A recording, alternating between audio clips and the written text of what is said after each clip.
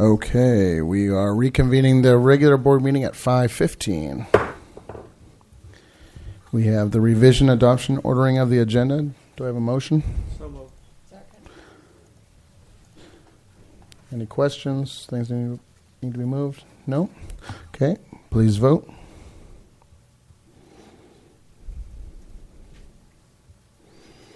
Thank you. Report out of closed session. There is no report this evening, Thank you. Mr. President. District update by the superintendent. Good afternoon, almost good evening to everybody. We've got students and parents and employees and members of the public. We're glad that you're here tonight. Going to first start by talking about something that we almost got to talk about in March, but we missed, and that's the annual sports challenge at Paris High School. It happened on March 5th, and all the schools were representative, and we're lucky to have Chad Shaner, who's a Tech TOSA at Paris High School, but does so much more than that. And he is the voice as well as the whole organizer of this event. And if you could come up, Mr. Shaner, and give us the highlights from this year's Panther Challenge.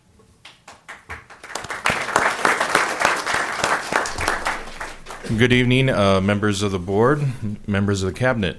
We had the 6th annual sports challenge on March the 5th. It was a successful event once again. We were able to have the 3 comprehensive high schools participate, and it was a really rewarding event, especially for, not only for the special ed students who participate in it, but for the general ed students who get to work with these students and have that opportunity to serve and collaborate with our special education students. We were fortunate to have the help of Riverside County Sheriffs. They helped in the mentoring process with training the students and came out with the dog to do some tricks. We had all 3 principals award medals to all of the participants. And, of course, we had our big relay track event at the end. Really, the students get so much out of this. I had general ed students coming back this year wanting to participate again.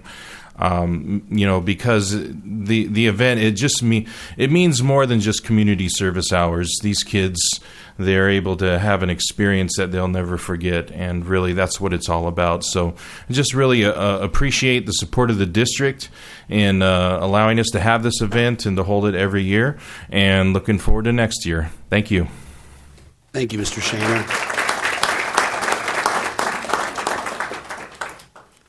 We have 2 Rave Awards tonight, so Mrs. Davis, you get to explain what a Rave Award is and then explain who's getting it, and we want to hear the good news about our employees.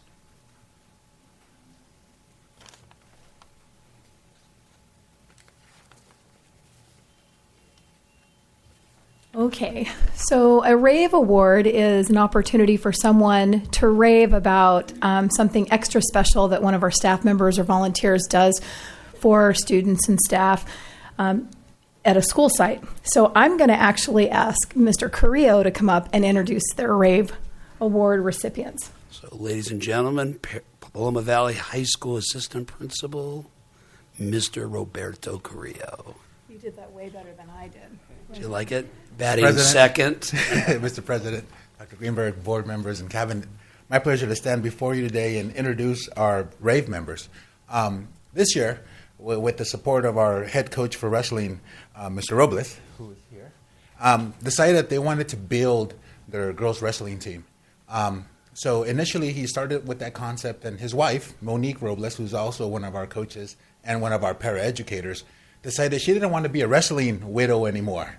So decided, I'm going to work with my husband and build a wonderful program together. And that's exactly what they did. They built an amazing program that, with the help of the other coaches, built the first competitive team that competed at CIF level. And our first year, we had 4 girls who made it to the CIF finals and 1 girl who actually made it to state. So we're very, very proud of our dynamic duo who not only work with our kids after school, but also do a lot of work with them during school.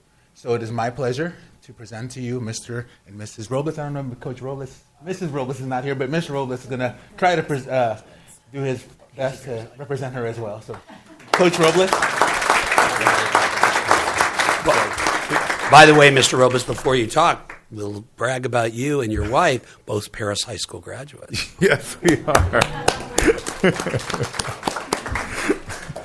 Thank you very much. This wouldn't be possible without all the support we have on our site at district level. It took a lot of work through various people and resources to make it happen. Biggest thanks go to Coach Pfeiffer. He really helped us and supported all the way and pushed me along the way to make sure we started a girls wrestling program. Monique couldn't make it because she also coaches softball, so she's at a softball game right now, which they won 16-6. So I just want to say thanks to Mr. Williamson, all our APs, Coach Pfeiffer, and all my assistant coaches. Coach John Briggs is also a very valuable part of helping with the girls program. He was the head JV coach, but anytime we needed to flex our resources, he would come over and support with the girls program and keeps everybody academically eligible, as we only had, out of 16 girls that were in the program, 15 girls stayed academically eligible and stayed on the team the whole year. So thank you, guys. Before you leave, one question now. There's some rumor out there that the reason you started a girls team is a couple of the girls beat your boys. And so the boys said, you need to start a girls team. We can't be wrestling them anymore. As the head boys coach, that's not true. I'll ask your wife tomorrow. Thank you, Coach. Thank you.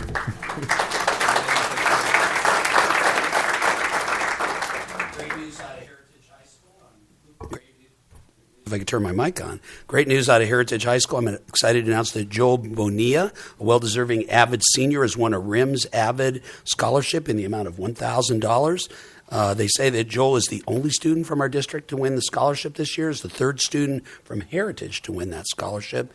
And RIMS Avid hands out about 30 of these scholarships a year, so congratulations to Joel Bonilla for that. And speaking of Heritage High School, they have been recognized as a school-wide site of distinction for their Avid program. Heritage High School received confirmation of that. It's for 2016. This is a new recognition from Avid Center, and it measures the impact of Avid and the college-going culture across the entire campus. We do know there are only 3 schools in Riverside, Inyo, Mono, and San Bernardino counties to earn this recognition. So we're really lucky that Justin Marquis, who is the coordinator, the guru, the god of the Avid program. I know you have a lot of help, but Justin, why don't you come up and tell us a little bit more about this award? You can bring your sons too, although clearly they're not in 9th grade. I know that. And Sarah Huerta's here? Co-coordinator. Oh, well, you had to put a UCLA girl in as the co-coordinator. I knew. I should have known better. I'm smart. My wife's a UCLA grad too, so I know how to hitch my wagon to the right horse. Yeah, exactly. Right? I don't know. Horse maybe. Wrong terminology. I think you meant person. I heard you say person. Yeah. So what was really great about this distinction is that it doesn't actually measure anything with Avid in terms of the data they were looking for. It's really a measure of our impact school-wide. So we have a lot of thanks to our counseling department and the Legacy program that they've been running, the push for FAFSA. Under Ms. Searold is our old principal, and now Mr. Arce. There's been a real commitment school-wide to push the idea of going to college and change kind of the trajectories of all students, not just the ones we have in our Avid program. Did you want to add anything to that? Great. He did a good job. Straight from the horse's mouth. Yeah. Yeah. Congratulations again. We're very proud of you. Thank you. This is from Norma Carrillo, who heads up the EL English Language Program over at Paris High School. She says our English learner student population is tasked with the goals of making linguistic and academic proficiency. The teaching staff at Paris High School continues to work hard to address the academic needs of these students. In the spirit of teacher appreciation, the EL program wants to thank all the great teachers for their hard work and dedication. Elections for the EL Teacher of the Year were recently held online. Students voted. Students were instructed to vote only once. And since we teach EL students, all teachers were eligible for this recognition. It's with great honor that the EL program at Paris High School recognizes Christopher Ernst and Lan Noble as 2016 English Learner Teachers of the Year, as well as Megan Tesseldar as the 2016 English Learner Rookie Teacher of the Year. So we want to congratulate them. But while we're talking about Norma Correa, real history just happened today. We found out that Norma Correa, who is a fabulous language arts teacher, she was an English learner herself, and I know she's not here tonight. She's here. Oh, my God. Oh, Norma, you have to come up. This is just too good. I can't do this without looking at you. We just found out today that Norma Carrillo is a semifinalist for Riverside County Teacher of the Year.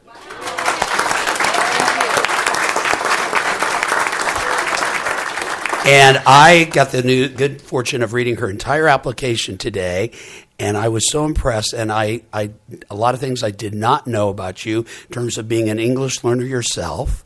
And what stood out in your application to me is what I try to say to teachers and try to impart, that students don't care how much you know, but they know how much you care. And when I know you work with AP students, you work with all kinds of English learners, but when you told the story about the student who was having trouble passing the KC in language arts, and on the 5th try he passed with your coaching and your encouragement, and you cried, he cried, and it's just such a touching moment. So we expect that if the Riverside County Office of Education knows what they're doing, they're going to make you Riverside County Teacher of the Year, and we would be so blessed. Congratulations, Norma.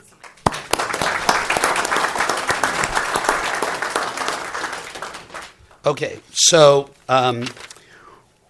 we have 4 very competitive high schools, as you all know, and we tried, like our children, to treat them all the same. There's great things going on at all 4 of the high schools. But I have some data I want to share with you that I don't find shocking, but I think some people might find surprising. We're talking about UC admissions. University of California admissions, Mrs. Twyman. And we all know that Heritage and Paloma do a great job with that, and so does Paris High School. But I think people would be surprised if I told you that the school with the highest number of UC admissions in 2015 was Paris High School, with 54. Last year, and included in that, and I got more on Paris High School, 119 applications.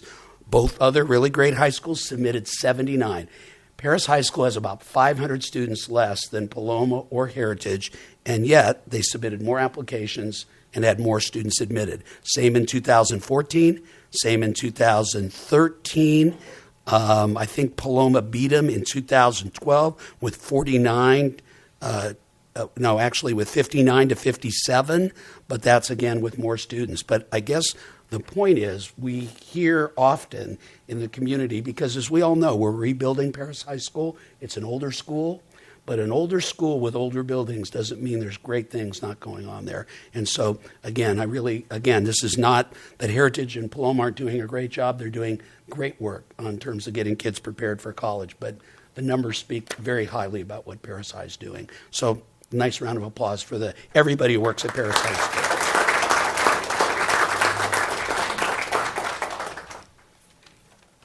Okay, we had, and now I'm going to surprise you a little bit, Tanya, so you're going to have to be on your feet. On April 8th, we had employee recognition. So do you want to just maybe talk about 2 minutes about employee recognition on April 8th over at Monteleone Meadows in Murrieta? Do you want me to help you with this? Are you doing okay? You're killing me. We did have a wonderful evening for employee recognition. Our committee planned a wonderful night that I think people felt very special. We did a neat little presentation for Dr. Greenberg, who was selected as our certificated employee of the year, or certificated administrator of the year. Sorry about that. And it went off without a hitch, and it was over at Monteleone Meadows. It was a very nice evening. Thank you very much. I appreciate you sharing that. We have great employees in the district. We just finished the open house season last night by finishing up at Heritage High School. So we moved from open houses to end of the year activities. Here they come. Last Friday, Mr. Bennett and I were fortunate enough to attend the Parent Engagement Leadership Institute end of the year celebration. And Mr. Bennett, you want to tell us more about that? Yes, this year we're coming into the year. We wanted to try to engage our parents more in what we're doing. So we worked with the Riverside County Office of Education for the PELI program, which is Parent Engagement Leadership Initiative, where we're trying to get parents involved with our schools and the community involved with our schools more to help our kids, really. And the goal of the program was to bring together school, parents, community to create a positive school environment that fosters student success. And what the groups did is each school had a team called an action team that would meet. It involved some teachers, administrators, and parents. And they created an action plan of how they were going to try to address getting more parents involved. So each team had their own action plan developed. Then they came during the year they put some of those things in place to try to get more parents involved. And they came and made a report that day on how they did. So we had a report from every one of our schools on how they did. It was really amazing to see the differences. Each school has their own little intricacies on how they did it, but they were all very successful with their programs. And then as a final thing, they created their next steps for next year, how they're going to get more parents involved and engage more parents in the student learning and helping their kids be successful. So it was neat to see. It was Diane Martin and her group led the way with Alice Kelly, Sonia Riscala, and who was the third one? Gracie Farazad from Pinacati Middle School were the three that were led the program. But it was really, really neat to hear what was going on at our schools that day. Okay, so Mr. Bennett, you're already going to be the new superintendent here on August 31st. Everybody knows it, so they can't change their mind on that. They've already made their decision. So there were seven schools that presented that day at PELI. There was really one school that completely outdid everybody else, and that was? I'm not picking a school to do better. They all did equally well. Come on, we all know. You're the one leaving. I'm the one that has to stay around. All right. Good point. So I'll point out that Pinacati Middle School really went all out. They had like 9 people standing up. They have a program that involves parents that is unbelievable. It really is. And again, it's not to put anybody else down, but Pinacati was first. So speaking of first, teacher Greg Newman, theater arts teacher, you know him, Mrs. Twyman, over at Heritage High School. He's been selected as the April Artist of the Month for the Menifee Arts Council.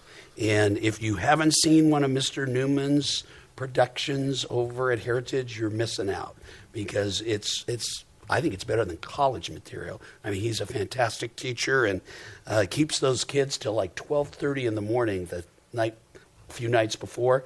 And I thought, wow, that's going to be bad, because I was in one of his productions and not one parent complained. They all knew that that's what you buy into, because his productions are that good. But congratulations to Greg for this justified winner. He's just a great guy. Speaking of winners, we have a winner here. We have a state winner in the room. So Norma's going to win the county, then she's going to win the state. But right now we're with a state winner, and that's Judy Miller. She was selected as the entire state ACSA, Association of California School Administrators, statewide classified administrator of the year. Please stand up, Judy.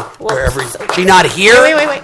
So she is virtually here. She got called, believe it or not. She likes to say it this way. She's at WASBO right now. Washington Association of School Business Officials. You know, they heard how good she is at CASBO, the California version, and so they recruited her to come up there and help today. So that's great. Yeah. Well, if she's listening, congratulations, Judy. We're really proud of you.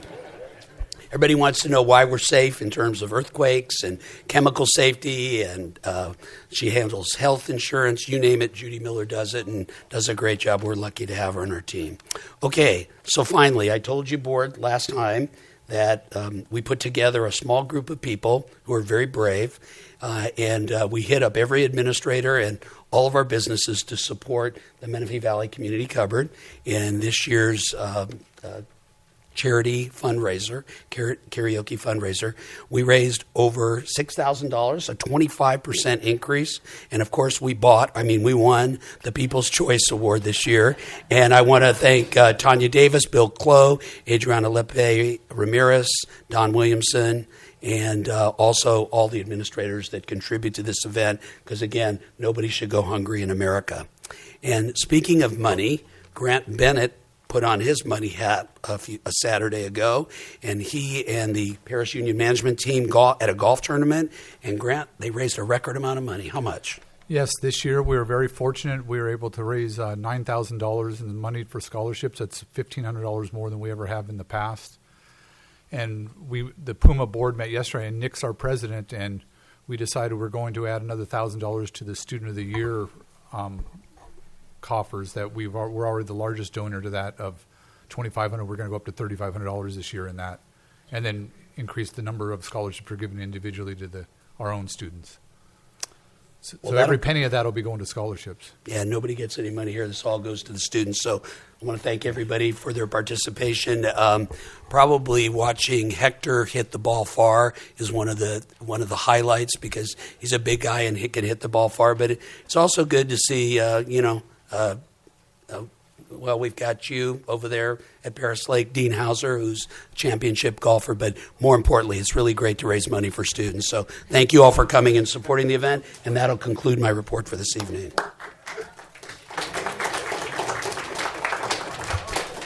Thank you, Dr. Greenberg. Okay, student representatives to the Board of Trustees. From Heritage High School, student representative Alexa Valencia.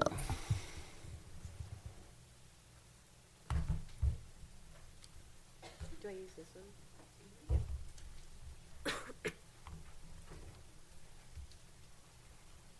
Is this okay? Yeah? Is this fine? Okay. No, that's literally every day there's rainbows at our school. Rain or shine. I'm not kidding. Okay. Good evening, Dr. Greenberg, members of the Cabinet, President Nelson, and members of the board. We'd like to show you some recent happenings at Heritage and future upcoming events. So, the National Honor Society hosted the senior service project called Laughs for Love, which we had Candace Rosado. She did like a talk show, and it was more of just like comedy skits and funny moments that they had with they involved the crowd and everybody, and the money they raised went to St. Jude's Children's Hospital. For the career fair, we had local businesses and organizations come out just to show students what careers are open, and it was for all students, not just upperclassmen and future graduates. We had our Relay for Life, which continues to be a huge success to fight against cancer. We want to thank CMI for sending a large group of students and the principal, Mr. Rhodes. It was very successful. It turns out to be every year more successful, but this year was by far the best one, which was hosted by Ms. Holyoke. Or no, not Holyoke. What's her name? Yeah, Holyoke. We had our Parent Institute for Quality Education also got started this month. We had parents learning about college requirements and other important things to know. We had our Staff of the Year. A couple of other cool things mentioned, including our Staff of the Year selected to represent Heritage at the district event a couple of weeks ago. Our Staff of the Year included rookie teacher Ms. Bates. She's awesome. Rookie classified Ms. Sandoval. Teacher Ms. McPherson, and counselor Mr. Washburn. Classified was also Mrs. Hamilton. Mrs. Hamilton also won the district level classified staff member of the year. And on another note, we had our dance team. They participated in the World of Dance, which they got to meet professional dancers, and it was really awesome. It was the first year we did this, so it was really fun for them. Senior interviews going on this week. I have mine tomorrow. We had Mr. Fairchild give out a talk to all the seniors, he's by far the best person to give a talk. I'm sure you guys know of him. We have Mr. Arce walking around helping students fix their tie. And there's a picture. He's helping Armando. They're going really good right now, and we have 2 more days of senior interviews and helping students just learn how our future is really going to be. Our ASB programs, we had our VIP prom on Saturday, which we had the opportunity to have all the special ed kids from our district, which includes Paris, Paloma, and I believe it was just Paris and Paloma and Heritage. We had our students come out and they had their own prom. They have lots of fun. It's always really fun and nice to see them dancing and having fun, eating pizza and everything. Heritage got to go to the Council Leadership Conference 2 weekends ago, or last weekend. If you see me, I'm all the way in the back hiding. I don't know if you can see. It was really fun. We got to learn many leadership acts, and we also took some athletes, just so it wasn't just ASB involved. We went to Ontario. And our Heritage Ag and FFA had the Indio Rabbit Show. We now have lots of baby animals on the farm, including piglets, labs, chicks, and goats kids. Heritage Ag also participated in the Cal Poly Pomona fair that they always do, and they had great success. American Sign Language, they had the Trust Walk. Our ASL class and club continues to grow, and they did the Trust Walk, which shows people with vision disabilities who might grow through help grow awareness about various different disability groups. Students also put together a personal T-shirt with important messages, as well as well devoted to deaf women in history. The what? Okay. Our French club students, a small group of students from our French class went to France over the spring break. And we had our French Film Festival, and a small group of students actually went to this film festival with Ms. Maranziani, and they had fun. Other clubs going around our school is the Marine Biology Club, the Make-A-Wish Club, and the Interact Club. And with sports, our boys track team won Sunbelt League champs. They just beat Paloma to be able to take Sunbelt League. Our baseball helped with Little League. On April 14th, the Heritage baseball team partnered with Little League's Challenger Division to help with special needs children. Our tennis boys still remains undefeated 7-0, and we are ranked number 1 in our division. And with speech and debate, our championship, Ms. Candice Rosado, won 6th place in humorous interpretations in state finals, and she took 1st place in the district and qualified for the national tournament in Salt Lake City in Utah this summer. Our open house, we had a ceramics demo by Miss Weeding. The parents got to get on the wheel and do their own little demo of their ceramic stuff. And Miss Burns, the dance team, they got to participate and do a dance show with different members from 8th grade, different 8th grade members.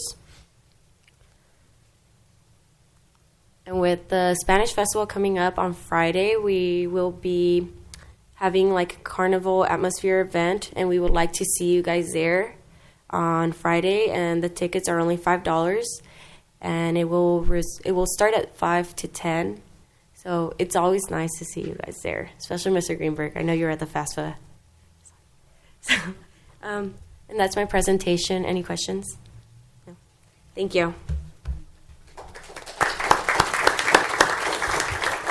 Thank you. Trustee Twyman.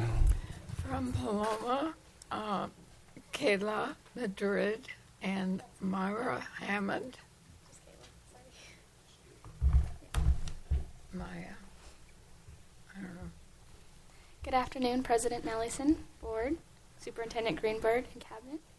Did I just call you Greenberg? I'm sorry. I don't know if I said that wrong the first time. I'm Kayla Madrid, representing from Paloma Valley.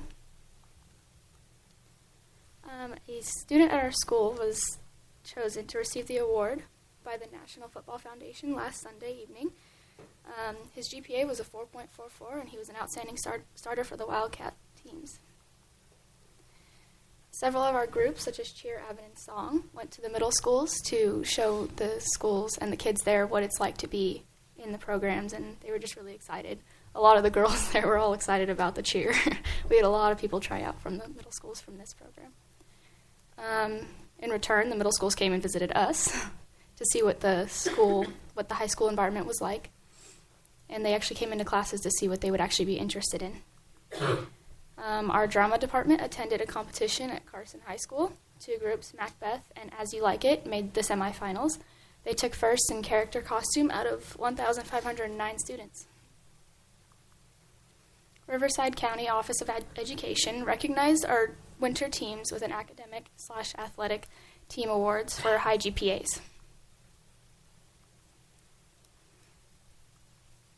Andrew ROTC took 3rd at the Super Bowl competition. They did miss going to the Nationals, but they received an outstanding status by the Navy.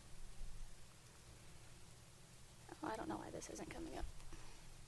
Oh, our MORP Festival. Go ahead.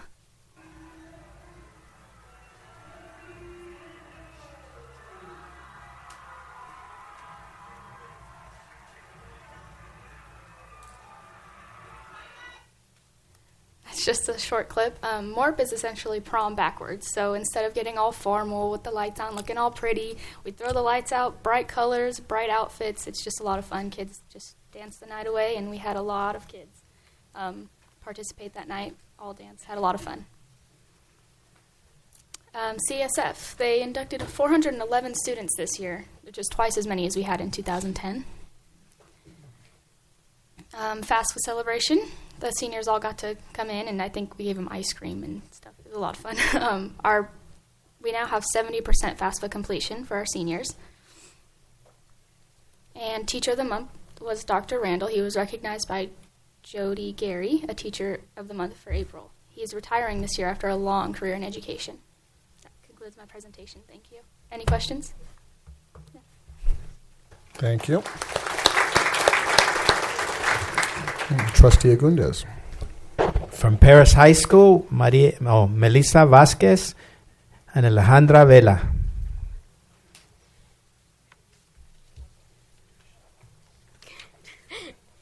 Good evening, President Nelson and board members, Superintendent Dr. Greenberg, and Cabinet. I'm Melissa Vasquez, Junior Class President and ASB School Board Representative, along with my fellow ASB School Board Representative, Alex Vela. Easter week, I hope you guys all had a great Easter week off, but now it's time for the home stretch to finish this year strong. The district office and Mr. Newkirk are taking bids for the new yearbook publishers. We would like to thank him for allowing the students to be involved in vendor shows taking place at the end of the month. As one of the students that's participating, I'm really looking forward to giving input on my senior yearbook. The lip sync battle will be hosted Friday, the 29th. Come over and watch the staff perform some of their favorite songs. Rumor has it there are some talented lip sync artists in this room. They are very welcome to come and join us on stage. Wink, wink. I invited Araya. So if you guys could all join us and make this very special. Dr. Greenberg, it's your last year. Join us. Softball would like to thank the Riverside Sheriff Department for the generous donation of much-needed softball equipment. Prom, pep rally, and fashion show marked the end of the year rallies, and it was also the transition of power from senior class to junior class. The junior class planned and executed a rally that included friar tucks, Rosa bridal formal wear, and 40 models, 3 promposals, and a promotional video, lit runway, and special VIP seating. By any measure, it was a great success. Prom sold out today, a full 2.5 weeks before the dance. That means 400 students that will come and celebrate the end of the year dance at the Reef in Long Beach. This year's prom favors are professional photograph for everyone in attendance, and this marks the 3rd straight year we've sold out prom. PBIS held its last multimedia assembly for the year, and a message delivered focused on respect, giving it, getting it, and keeping it. And And in counseling, Mrs. Lefe, Mr. Alfred, and the SPED carriers are taking over 100 special ed students to La Brea Tar Pits. And many of these students actually have never been outside the county, so this would be a great experience for anyone who's attending. Ms. Lefe's counseling department received this month's Teacher of the Month award for all their hard work. They're all so amazing that not one person can be singled out, so the department is sharing this month's honor. Side note, Mr. Hilton's actually leaving it up to them to figure out who gets the parking spot, but that's another story. Last week, the seniors completed their senior interviews. Counselor Lee Alfred did a great job coordinating the event. The seniors looked great as they dressed for success and had their impressive senior portfolios in hand.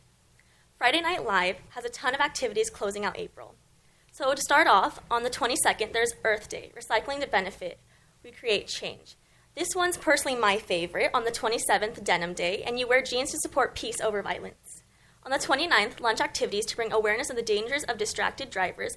And lastly, on the 30th, Teen Distracted Driving Summit in the NPR. And now, talking about academics, the UC acceptance letters came into Paris High, and our students shined bright. In all, 23 seniors were accepted to UC San Diego, 7 were accepted to UC Davis, 7 accepted to UCLA, and 12 were accepted to UC Santa Barbara. Alicia Godoy received the Dell Scholarship in the amount of $20,000. Now, I'm really proud of our school because not only Heritage, but someone from Paris High received the Women's Club Scholarship and the RIMS Avid Scholarship in the amount of $1,000. And that was Ms. Montserrat Ojeda. So, in conclusion, thank you always for your time and attention. Have a good night. Thank you. Thank you, ladies. Trustee Aguindas again. Pinacate Middle School Rep, Veronica Barrios Espinosa.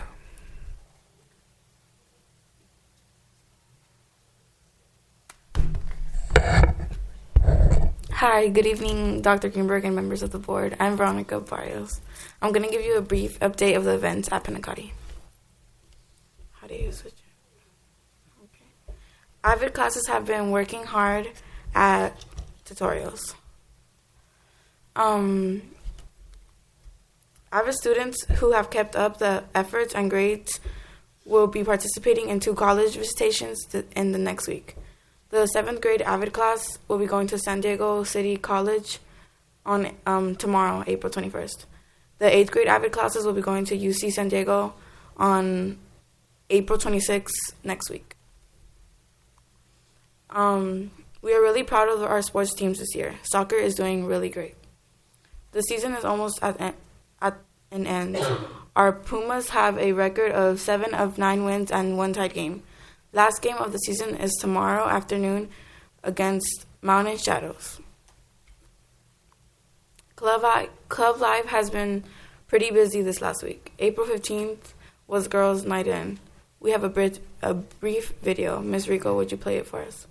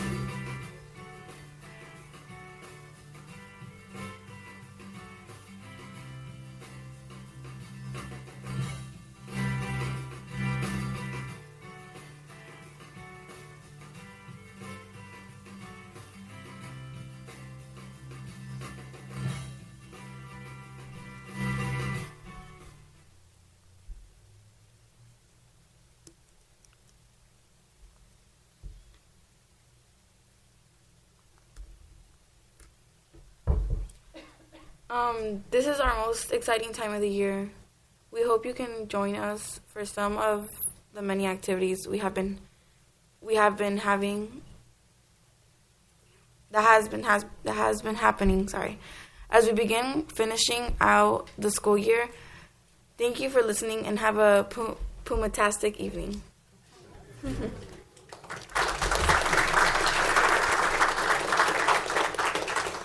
Thank you. Okay, from Paris Lake High School, student representatives Taras McDonald, Victor Vergara, Sarah Gonzalez, Geneva Guzman, Anthony Estrada, and Craig Aguirre. Or just two of them. Sorry, we don't have a nice PowerPoint like all of them. Oh, we're newbies. If you can tell, sorry, I'm really nervous. Pardon the nervousness. I'm very new at this, and like we are. Okay, I'm sorry. Well, I mean, hello. I was gonna say welcome to what? I mean, sorry. Yeah. Welcome to my presentation. Okay.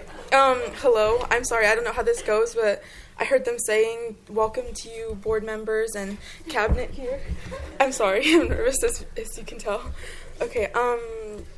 First topic we were going to talk about is trimester 3 and how we welcome trimester 3. And I wanted to start it off with a quote. It says, "We must welcome the future, remembering that it will soon be the past, and we must respect the past, remembering that it was once that was all humanly possible." Sorry, I'm really nervous. Let me just breathe. Okay, thank you. We, ASB, welcome trimester 3 to explore the new opportunities for success, a new opportunity to make school more comfortable for our fellow peers, and encouraging students to maintain a grade point average of 2.0 or higher. And then the next topic we want to talk about was SOAR Awards. And SOAR Awards are an amazing event that take place near the time when the 6-week progress reports go out, and again at the end of the trimester. To recognize those students who push themselves and go the extra mile during lunch, SOAR Awards are a reward for the students who don't settle for just a passing grade, because we all want to pass and get out of high school. Yeah. Okay, and then Craig will talk about the FNL trip that we took. Oh, this is Craig. I'm sorry, guys. Hi. So our NFL trip to Riverside Youth Summit was on March 24th. Approximately 10 of our students attended. There were many guests, nearly 5 speakers that talked about how to deal with drug and alcohol abuse, family and other problems, and even gave an example of what to do in case of a school shooting. And then we had another special event. It was called a weed day. And it was honestly a fun trip, having the experience of learning more about the world, hearing about what other celebrities had to say about the world in their own opinion statement. The guests that we have seen, the special guests over there were Demi Lovato, Selena Gomez, Tyrese Gibson, and etc. It was quite an amazing trip, especially since we had the privilege to go to this weed day trip. So special thanks to Mr. Miller. Yeah, shout out to Mr. Miller. Yeah. He's not here. Yeah, no, I'm sorry. Okay. Sorry. And then we wanted to talk about open house. It was amazing, seeing all the parents come look at our hard work, and we try so hard to, finish our schoolwork and, pave a way for success and to graduate. So, yeah. Okay. This year's open house was a great turnout. We had a lot of families show up this year in open house. In fact, it was a 240% increase from last year. For the first time in Paris Lake history, we showcased an art gallery and a salsa bar for parents to enjoy. Guests were able to see the talented art side of the school. We wanted to thank Dr. Greenberg, Miss Davis, Miss Rhines, and Mr. Williams for visiting us during that event. So, thank you, guys. This concludes our little speech. Okay.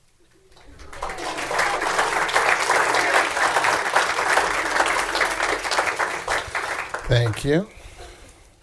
Students, if you wanted to take this time, you may leave. You don't have to stick around for the... Thank you for coming.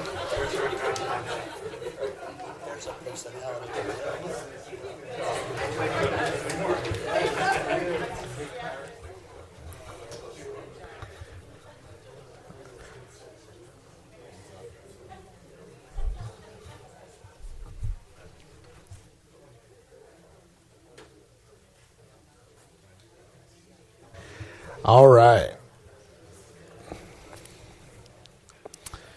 Okay. Moving on. Yeah, we're no longer standing room only. We have some seats there. Moving on. I do not believe she's here. PSCA President Vicki Mueller. No one from PSCA today. Okay. CSCA President Claudia Davis.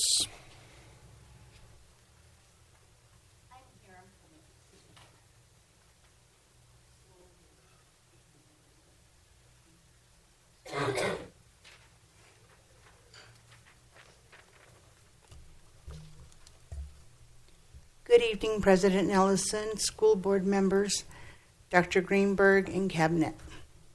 I hope everyone is having a good month. We held nominations and elections for delegates that we will be sending to our CSEA conference. And it's in San Jose this year, not Las Vegas, so it's not going to be all fun. No. We send the president plus 3 members as delegates to represent our chapter at our conference, being held from July 31st through August 4th. We are all very excited to be sending 2 new delegates this year, Teresa West and Anna Huerta. Susan Adams and I are the veterans that are going to go. We're the oldies. I had mentioned last month about our MUP, which is our Membership Unity Program. We started our site visits today at Paloma Valley, and it seemed to go well. We only had 7 members show up, but we are sure it will get better as we go on.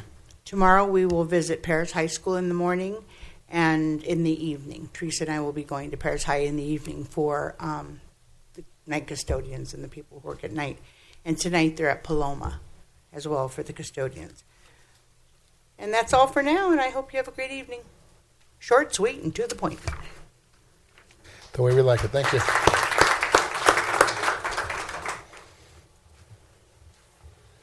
Okay, invitation to address the Board of Trustees on agendized and non-agendized items. I have a statement, so bear with me. Individual speakers shall be allowed 3 minutes to address the board on each agenda or non-agenda item. The board shall limit the total time for public input on each item to 20 minutes. With board consent, the president may increase or decrease the time allowed for public presentation depending on the topic and the number of persons wishing to be heard. The president may take a poll of speakers for or against a particular issue and may ask that the additional persons speak only if they have something new to add. Okay, that being said, first one is on continued student discipline issues. Paul Clay.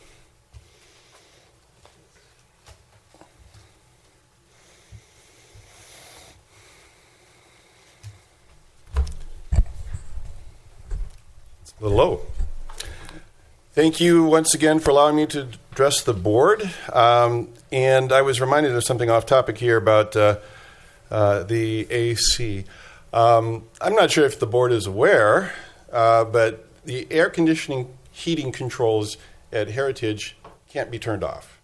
So when we're in our classroom, we have to, if it's too cold, turn it up some. If it's too high, turn it down some. But it's always going to be running. So we do, however, turn off our lights if people aren't moving around so much. So I'm there typing, doing lesson plan, and the lights go out. That's been an annoyance, certainly, but it would be nice to be able to turn off the air conditioning. The kids are complaining my room is especially cold. Aside from that, getting back to the topic at hand about student discipline, I know I'm characterized as a person here who I guess I want to expel every student, but that's certainly not the truth. But when a student is expelled, it's become an issue. And we have a situation where a student has been expelled for threatening to a teacher, and that student has wound up back at the same school in which he was expelled from.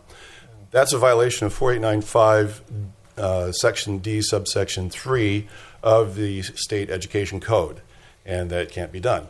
And I understand that there's been some dispute or debate about whether or not the district has a right to do that. That is in direct violation. In my own experience with a student who had a past history of abusive behavior, of which I was not informed, I was injured by that student, and despite being told that that student was going to be expelled, the student was placed in another program, not because he didn't attack me. Ms. Raines was there. She saw my hand. It was because some error on the part of an administrator who was overseeing this student and missed something, is from what I'm told. So I'm very concerned that we're not doing enough to protect the students, the employees at the sites, and it's continuing. Truancy is a great indicator of whether or not students are going to be a problem. And I have students who are truant up to, one student up to 29 days from my class. Nothing is being done to reduce tardies. We're still having a continued problem with tardies. And it is disruptive to my class when constantly throughout the day, many, many people are coming in, streaming into my class. Pinacati itself, I'm told by one teacher what he called the 15 strikes and you're out rule. When students are returned to the class in the same hour in which they were sent out by the teacher, which again is a violation of 48900. And in closing, I wanted to also add that I have 8 seconds to do it. Again, we're creeping up with the teacher firings for the non-tenured teachers. During the last 3 years of my teaching, or my tenure as president of the union, we had about, I think it was 4 teachers per year terminated. This last year, I understand it was 13, and that's ridiculously high. Well, thank you very much for your time, and I'm sorry I ran over. Thank you. Thank you. Okay, we have a few regarding Coach Dillon, so we'll go in order. Tim Whitcomb.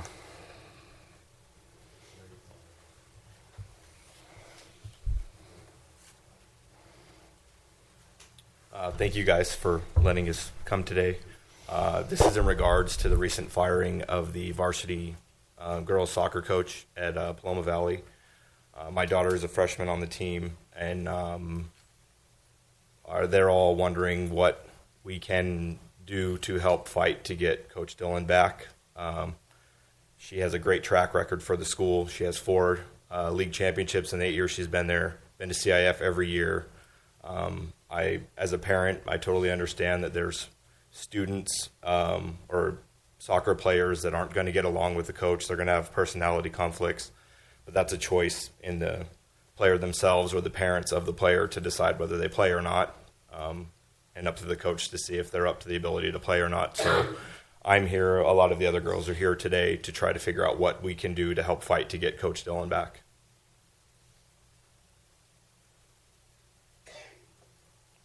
That's all.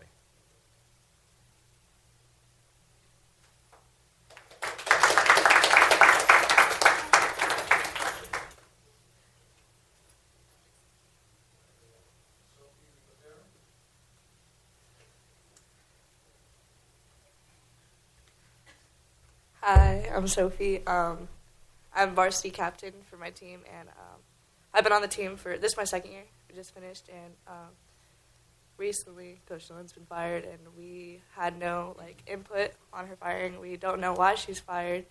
I don't want to speak for everyone, but I know that they're here that we all agree that Coach Dillon was someone that we really looked up to and someone that pushed us really hard and got us to CIF finals last year, and she got us to, we almost took league. We were 2nd, and we lost by 1.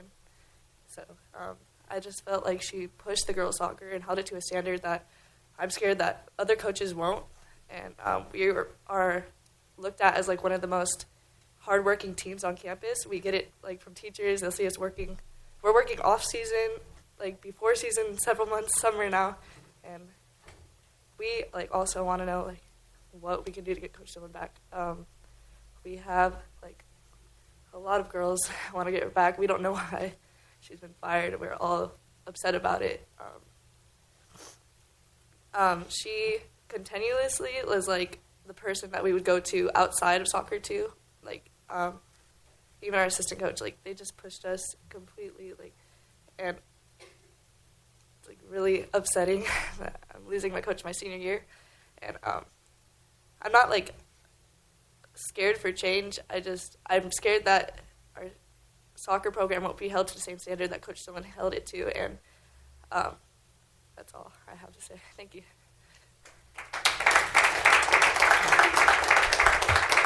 Thank you, Sophie. And Diana Mota.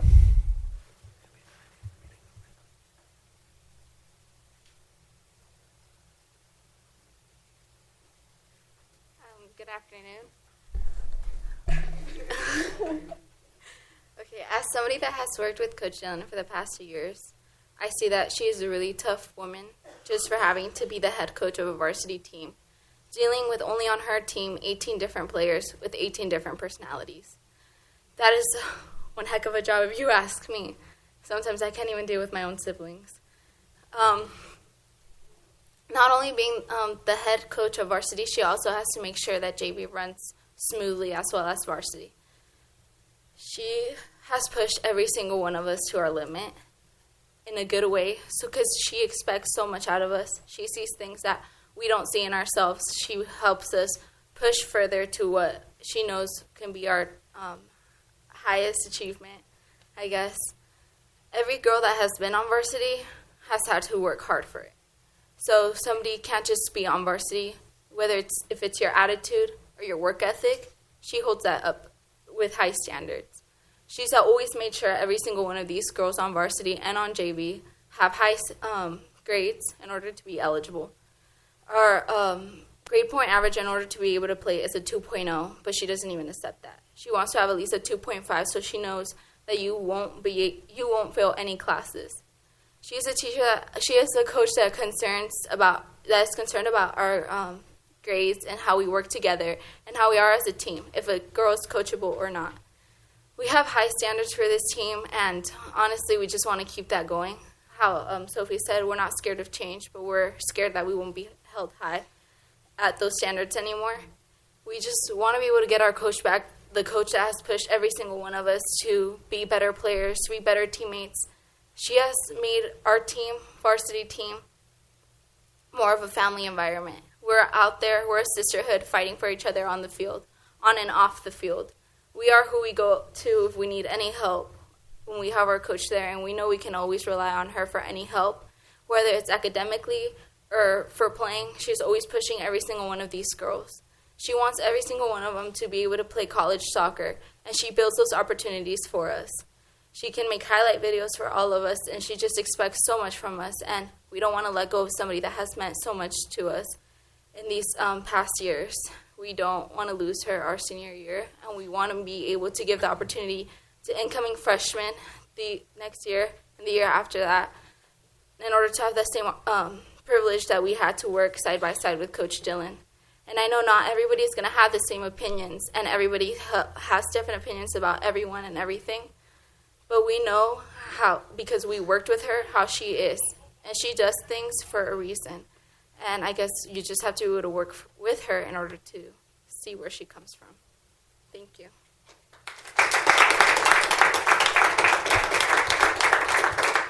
Thank you.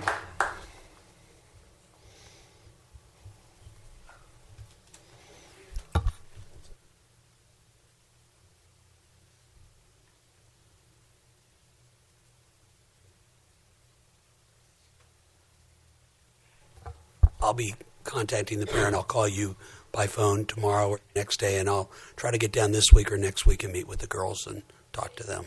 Be happy to do that. Thank you. Okay, we have consent calendar. Do I have a motion? So moved.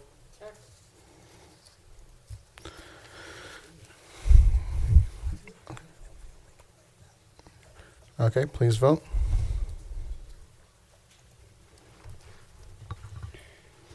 All right. Introduction of promoted and our new employees. Ladies and gentlemen, I sent this email out last week to the Board of Trustees, the leadership team, when the agenda went public. But now I'm going to read it because I think if I tried to wing it, it wouldn't come out right. So bear with me. At the next governing board meeting, which is tonight, I'm recommending that Joe Williams be promoted to the position of Executive Director of Technology, a cabinet-level position. This recommendation should come as no surprise to anyone who's been a part or watched our organization over the past 5 years. Technology and innovation are who we are, both inside and outside the classroom. No one is better equipped to represent the interests of students, teachers, support staff in the 21st century than Joe Williams. I'm honored to make this recommendation to the governing board. It tells me we've come so far in our desire to change the way students learn in and out of the classrooms throughout the district and at CMI. Of course, Joe Williams will be the first to tell you that our groundbreaking one-to-one initiative, our stellar professional development, makerspaces, etc., were not the result of his genius and hard work.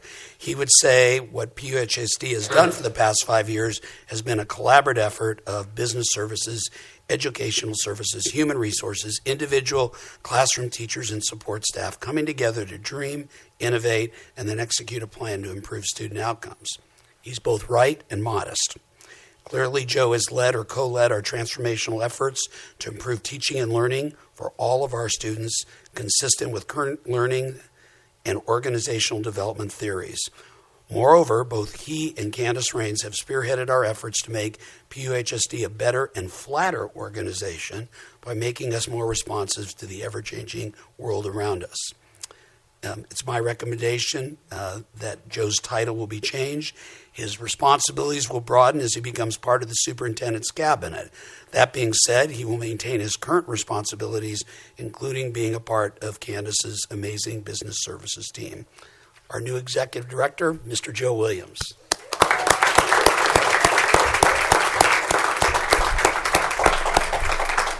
So thank you for the kind words. Before I get started, I was going to rib Elston a little bit. I will not forget to introduce my wife, Sharna Williams. And in case you don't know, a little story about us. We met on a blind date and in San Diego on New Year's Eve. And a year later, we got married on New Year's Eve. And this year, we'll be celebrating our 23rd anniversary. Right? I joke, too, that we met on a blind date. And I didn't start out blind, but by the end of the date, I was blinded by her beauty. And so I will... Man. It's a good thing Elson left. You really left him in the dust. I was going to really, pile it on for Elson, and I had more, but he's not here. But she is. One of the things that has changed just immediately was a lot of people have been congratulating me on this position, and I've been saying, thank you, pending board approval. Thank you, pending board approval. So I no longer have to say that. But I can tell you that this is a special place to work, and it is most correct that what we've done is a team effort. The business services team, student services, human resources. In fact, our team has grown. We have new people to business services that when we originated didn't have this, like Mr. Newkirk and Mr. Rabing. I feel that we're a stronger team with Mr. Bennett and Mr. Zerold and Mr. Morris and Mr. Newman. Dr. Newman, right? Oh.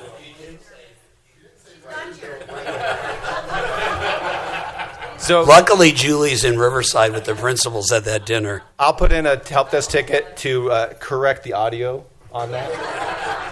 I just put it on Twitter for it. Thank you. Yes. But again, thank you. We are with this. I always remind you that this is a special place to work, and we have a lot of work to do. And I'm looking forward to working, through the rest of Jonathan's tenure here and with Mr. Bennett on when he accepts the superintendent. Thank you.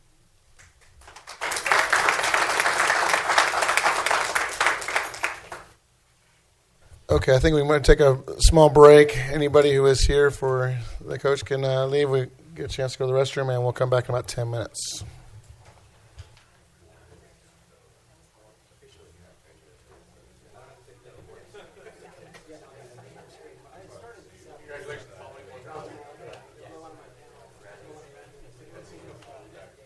Congratulations. Thank you. My wife, Sharna. I have none. How's it going?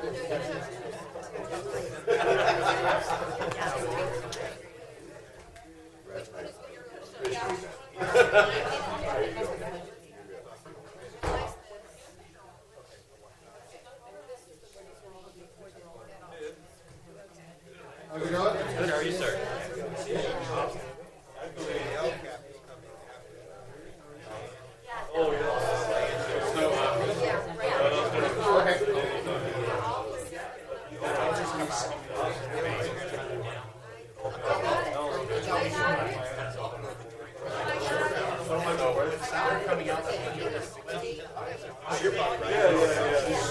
What's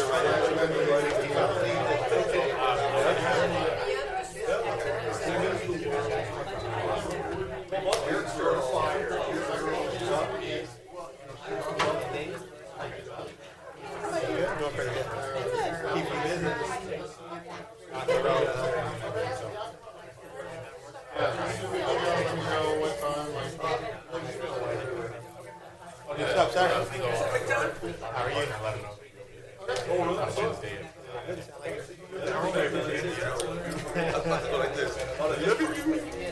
Remember December? Friends, family, right? What's up, man?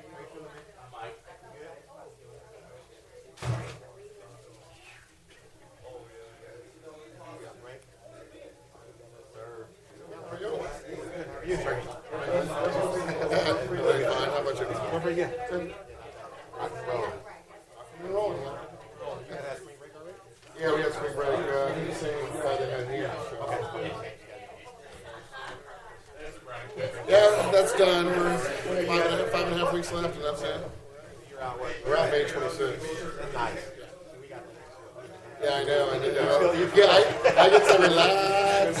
Last week I went to Hawaii after I got out in graduation. I went to Hawaii that week. We came back all refreshed, gave some speeches, and I was done. I always wonder, I know we think of extra week. Yeah. Yeah, no, I do like 2 weeks. Sometimes when you get back after 2 weeks, you're like, I could really use an extra week. But when you get out in May for summer, you're like, I'm okay with that. Some of I get out right at the end of May. Yeah. Oh, yeah. And we got on Thursday, because we get up before Memorial Day, so we actually got Friday for Memorial Day. So we got on Thursday. See, you get to go Memorial Day week. 4-day week. Oh, yeah. Good. Going into a 4-day weekend right there. Most people have Monday off. So. Still a little longer. I like it. Cool.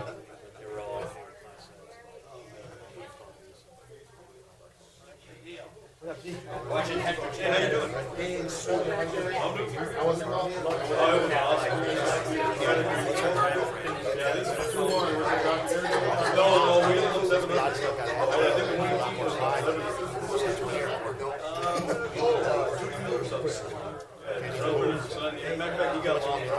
I have 14 slots, but I'm pushing Steve. He's not saying anything.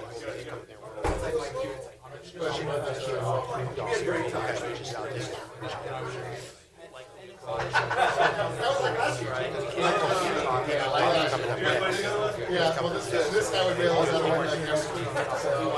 I go up there and I'd like to be me and Julie. Go up there. Right now, you know, like, I don't know.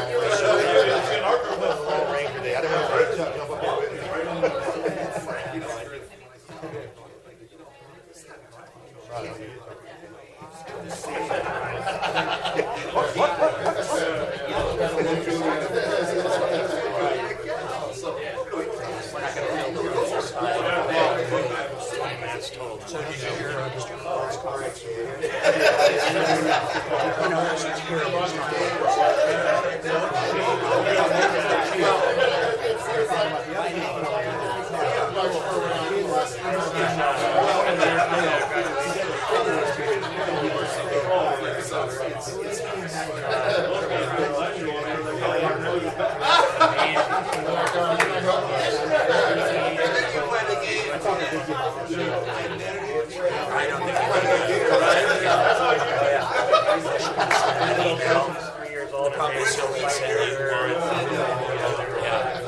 You could send him and not respond.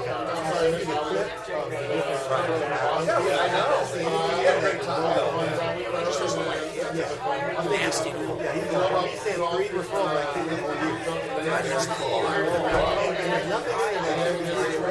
And probably no one refers from any other teacher. I will be around. And I corrected Mr. Seems to jump on that.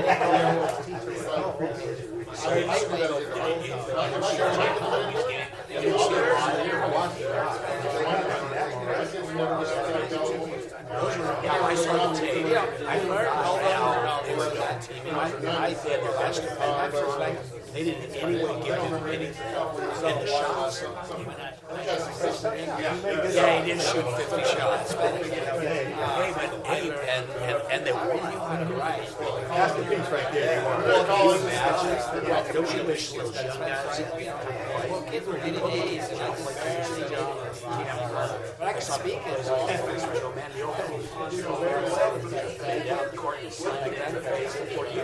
Even knew what happened. He's 37. 20 years ago.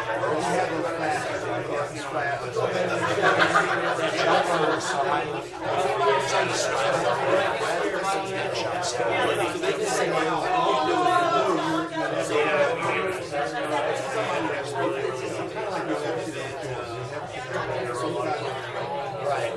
It's a unique play.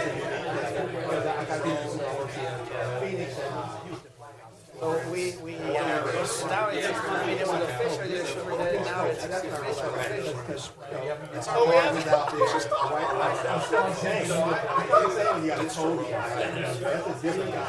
Harden's a good player. He's a great player.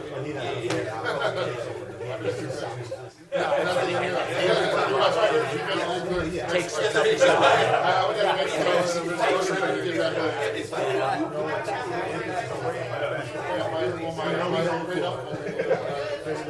and he's driving.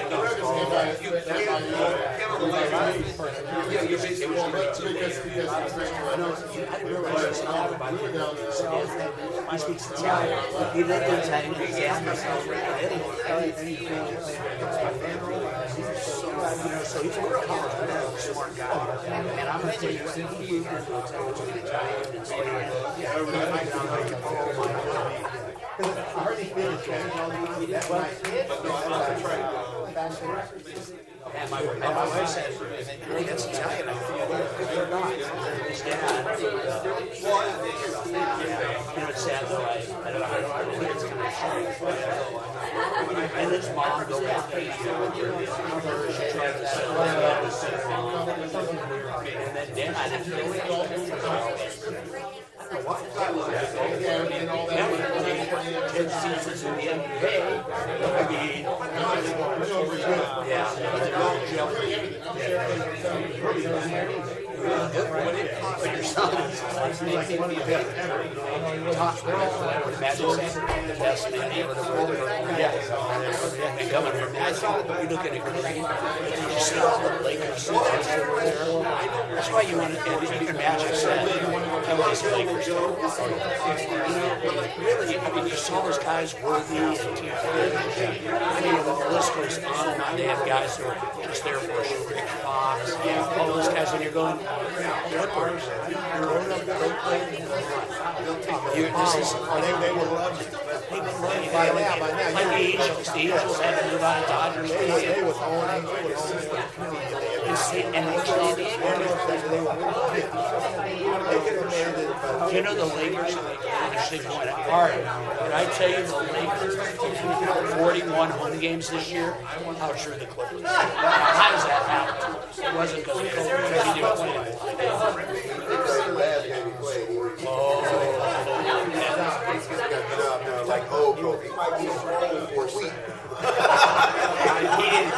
He didn't get out of bed the next day. They asked him, are you going to come back? You might see me shoot a joke with some days back here.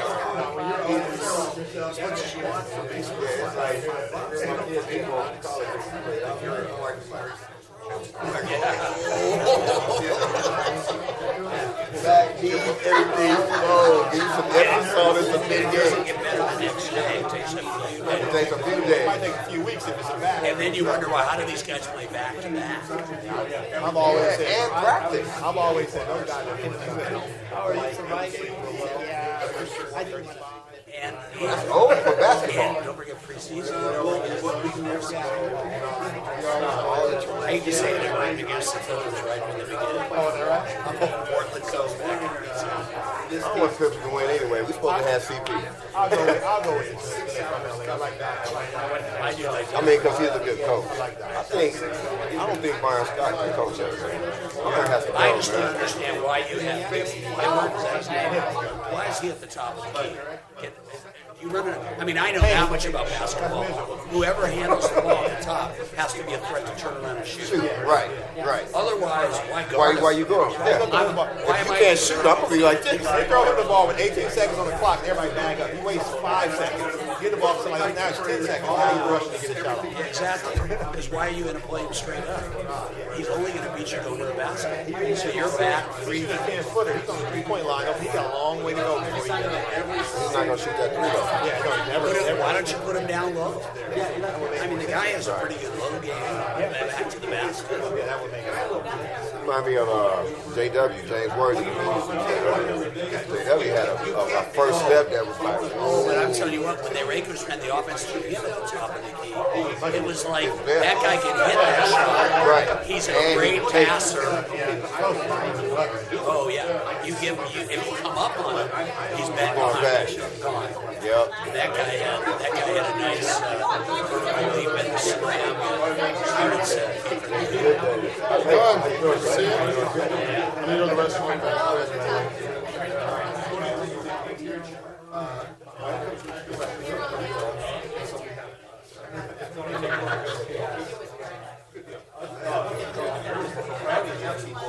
Carlos?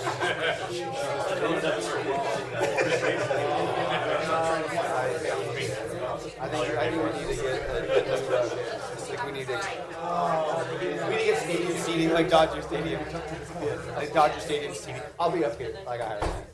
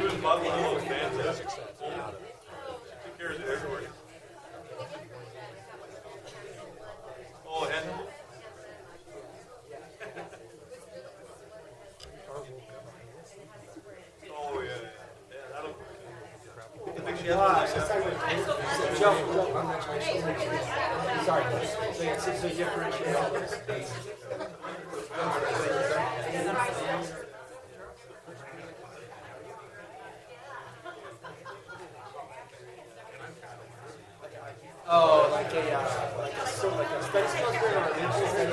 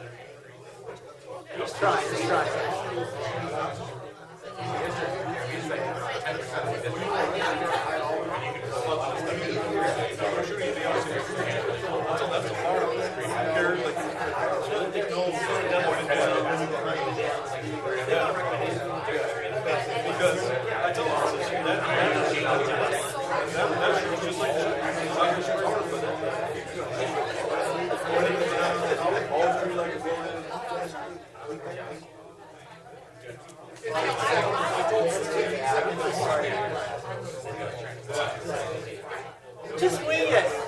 First year teacher. Just wing it, dude. Come up with something. Oh my God. Come on.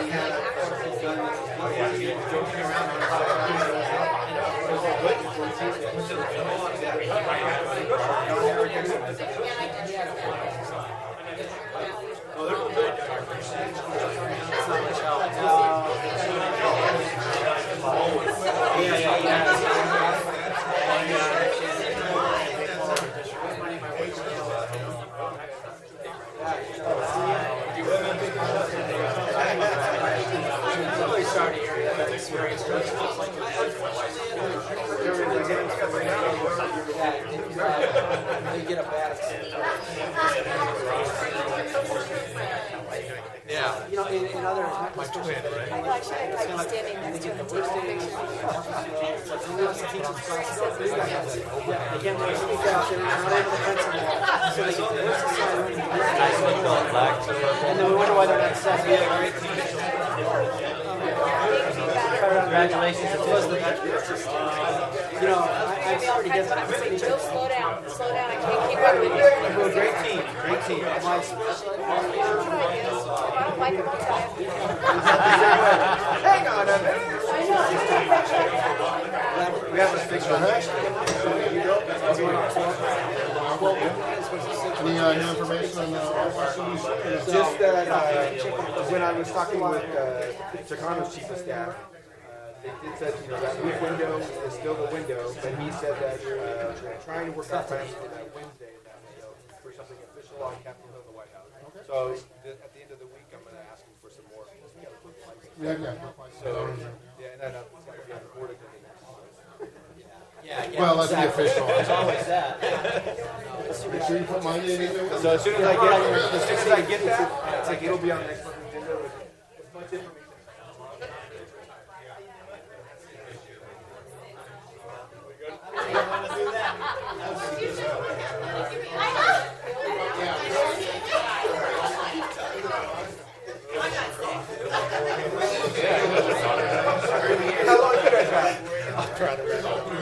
You're like, look, I don't want to be here either. Honest. Come on. Right.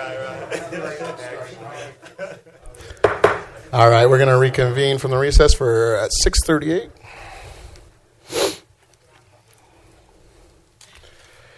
Come on down, Ed.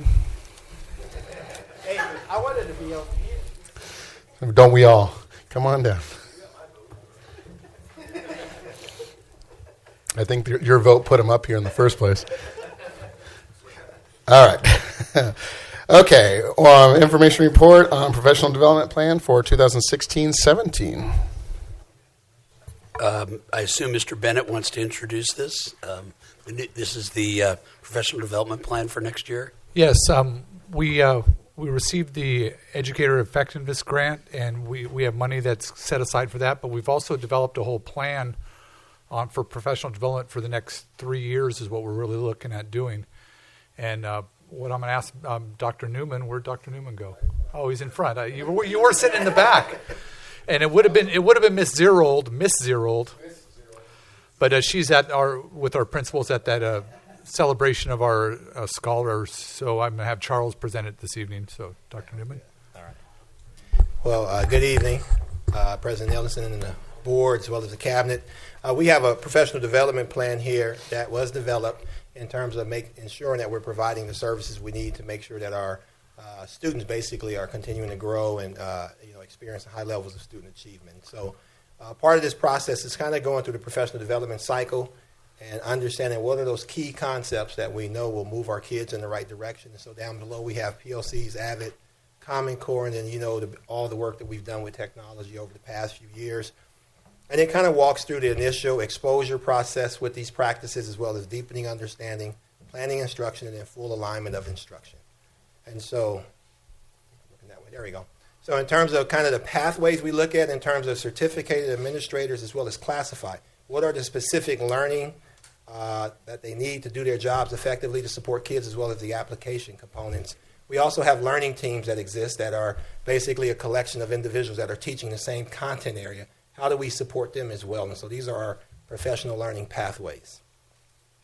So when we break this down, we look at kind of what is the district focus areas. And so we have our goal 1 up there, which is our LCAP goal. And then we identify the resources that support that goal. And so when we look at California Common Core standards, that's a key resource that we're using in terms of standards, professional learning communities throughout our district, as well as AVID. We spent a lot of money in AVID in the past in terms of supporting kids, as well as technology. And if we have those critical resources in terms of our programs, procedures, and our practices, we got to make sure we provide the necessary opportunities to train staff to use those effectively. And that's where we have our PLC trainings coming up, Leadership Academy, Teacher Leadership Academies. We want to make sure teachers are leaders as well as administrators. Avid Summer Institutes, new Teacher Academy, and we'll talk a little bit about that in a minute, as well as content-level curriculum training.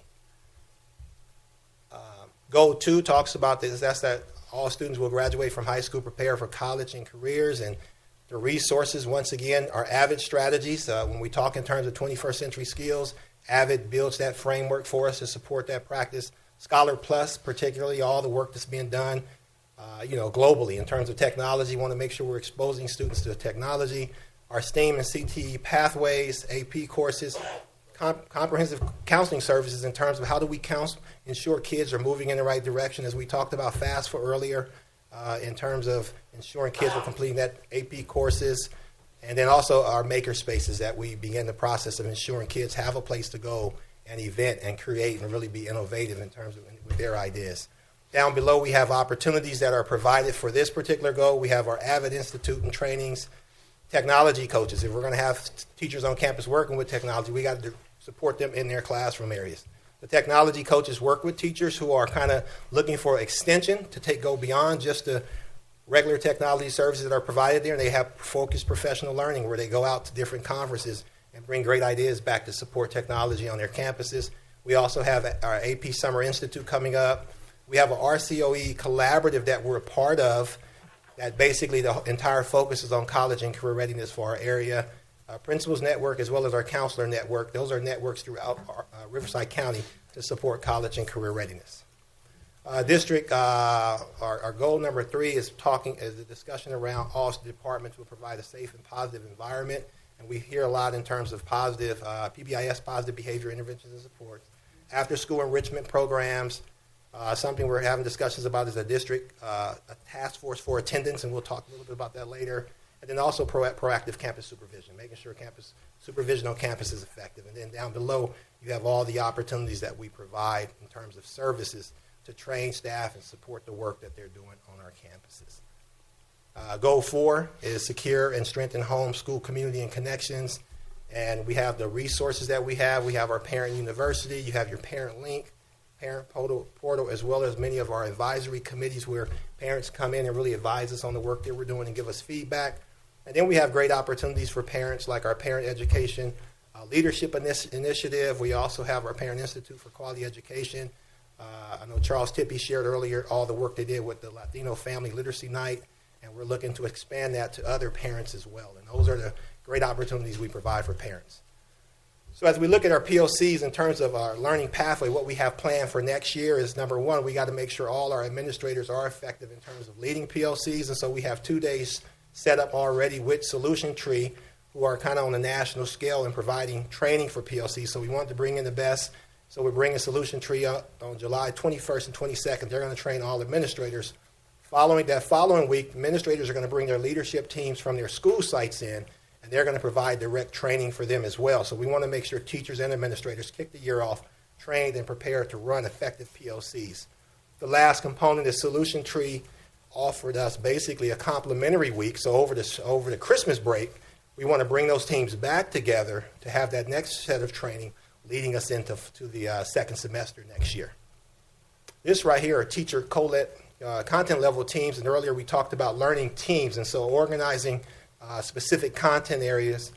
For example, our middle school language arts teachers, being able to bring them in at one time to support our language arts teachers in critical areas. And what will make up each one of these little cohorts, we will have our, let's say our math coach at the district office. We'll have a technology coach there. We'll have one administrator will be assigned to each one of these groups to support the work that's taking place, where they will travel together through all these trainings. And the goal is that this group will be together for the next 3 years.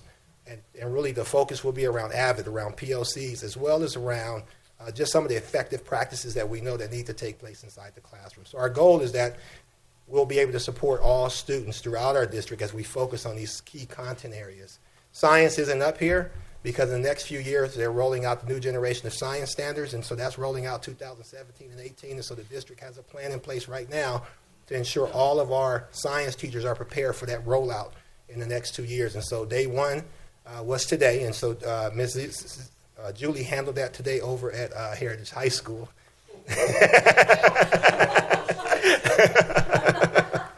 She handled that today she rolled that out today with all of our science teachers. They worked on that today over at Heritage High School. And so they have 5 days this year for all science teachers, and that will take place over the next 2 years to ensure that the district is ready to roll out the new generation science standards. We also have professional learning pathways. So you have your teacher teams organized to make sure that's happening, and there's times right after the grading periods next year to come back and look at grading and see how it's going in the district and come up with action plans. We also have our district leadership teams that meet, principals that meet, and then assistant principals, the different pathways that we have in terms of leadership to ensure we have training in place.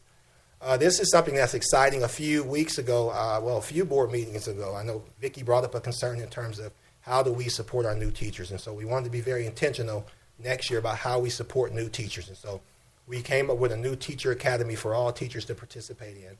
So we can specifically have a plan in terms of how we're going to matriculate all new teachers into the district. And so we have a plan in place July 28th and 29th to set them up for success. We've been doing this for several years, but throughout the year, we want to have multiple opportunities throughout the year where we bring in our new teachers and provide additional support and training.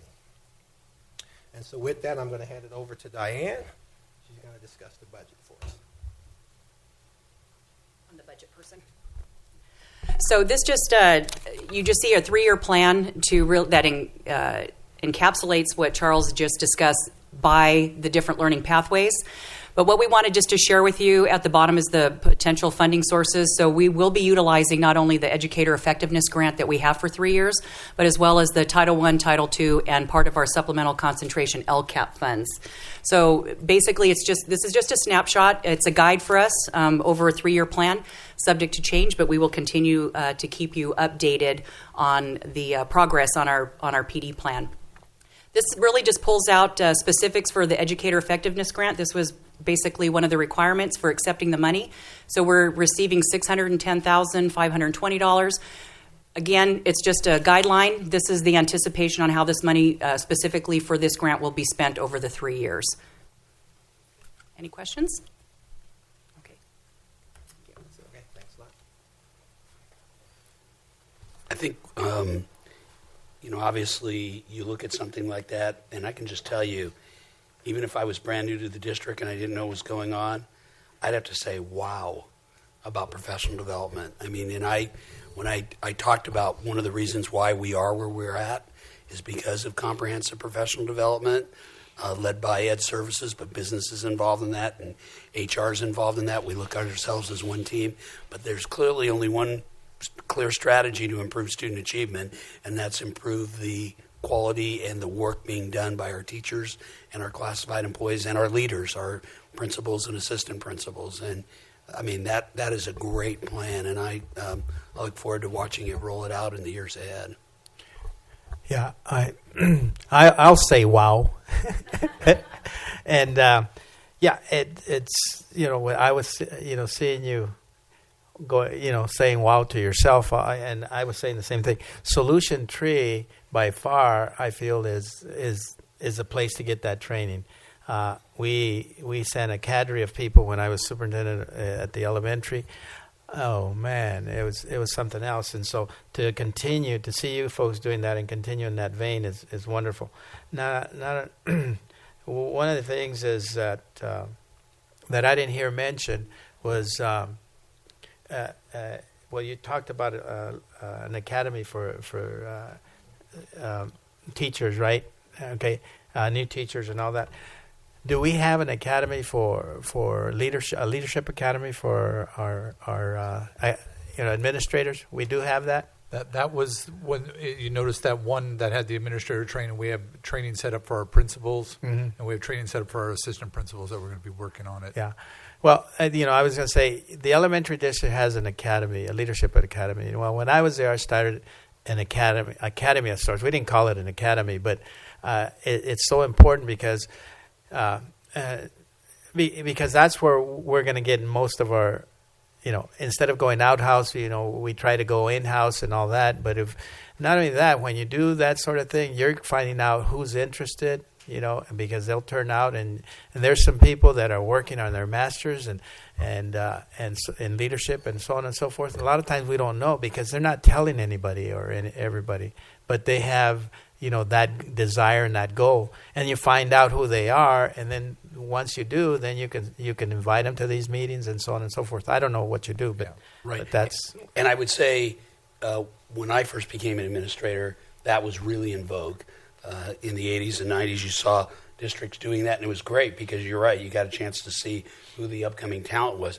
And I'm not saying it's not a good idea, but when we're talking about here and the people you see, many of them who've been promoted in our district, that's if they came from the classroom, that's where we saw them. We saw them at these kinds of trainings, standing out, contributing, volunteering, going down to the school site and doing trainer of trainers. So, but I do agree that, you know, we can do more of that, but I want to make sure that we do this first, and I believe the cream will rise to the top. Mm-hmm. We'll see those future leaders, and we have a great record, a great track record of promoting from within. But I do know what you're saying, that the old guys like me are leaving, and we need to make sure we got bench strength out there. Well, yeah, and a lot of times you don't know who's out there, because I was able to find out, what, you're in the master's program over there? How come we didn't know this? And a lot of times people are shy, or for whatever reason they're not telling you. And so anyway, that's one thing. The other thing is in the presentation, I don't know, was previous one was talking about I think it was two of our feeder districts coming to one of the it was about articulation and that sort of thing. Well, I didn't hear, maybe there was slides there and it showed two different feeder districts, Menifee being one, and the other one was what's the name of that other one? Romoland. Didn't hear Paris, so I'm partial to Paris. Well, I can share with you some about that, Mr. Gomez. Okay, but that's I'm going in a different direction. That's so.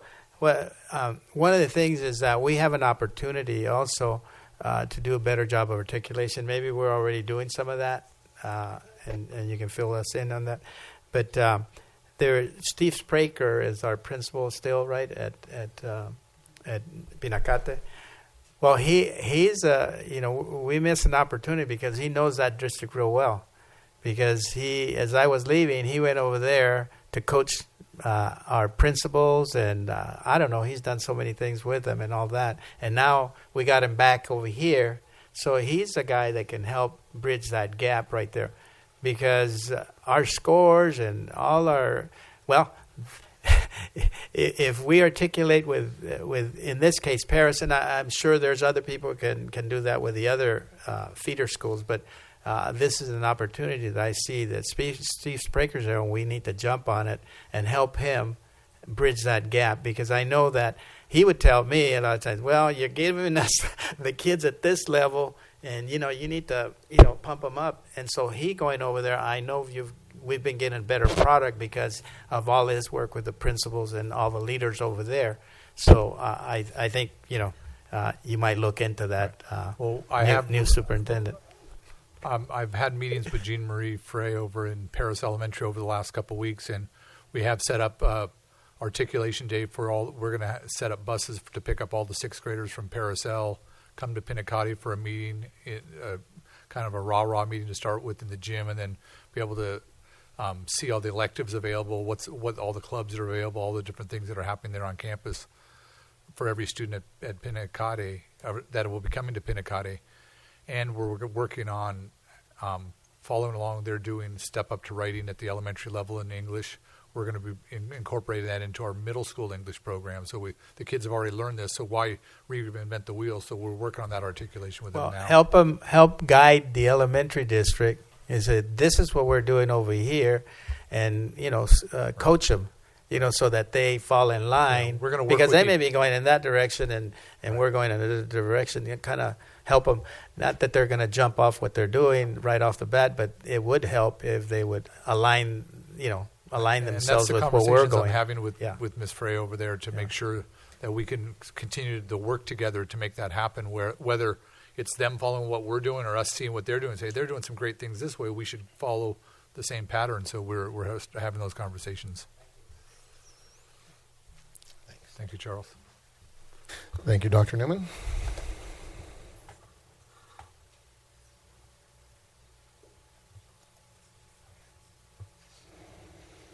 Okay, another information report, annual local control and accountability plan report.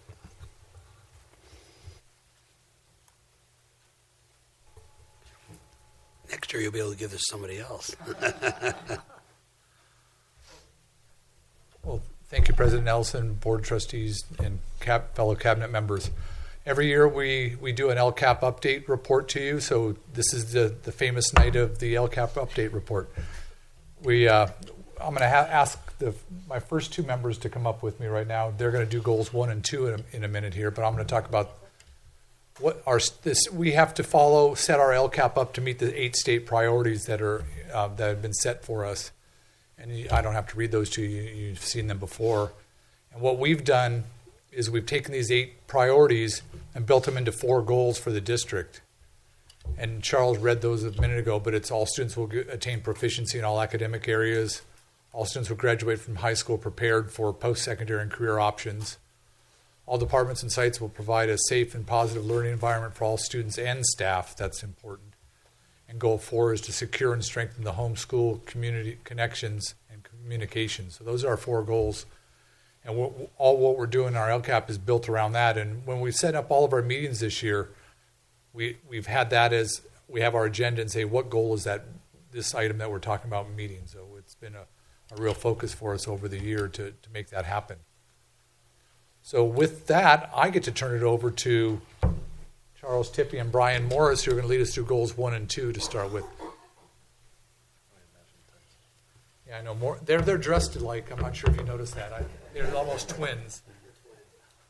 You know, Tippie came, he taught at Paloma, and Brian was principal there, so I see that you guys are wearing the Paloma ties today. Is that tradition? Yeah. And so goal number 1 focuses on student achievement and mastery of the standards. Goal objective 1.1, we want to see an increase in all students proficient. Objective 1.2 focuses on our numerically significant subgroups. And then 1.3 really ties into that because we're getting kids enrolled in AVID that's going to affect the student achievement.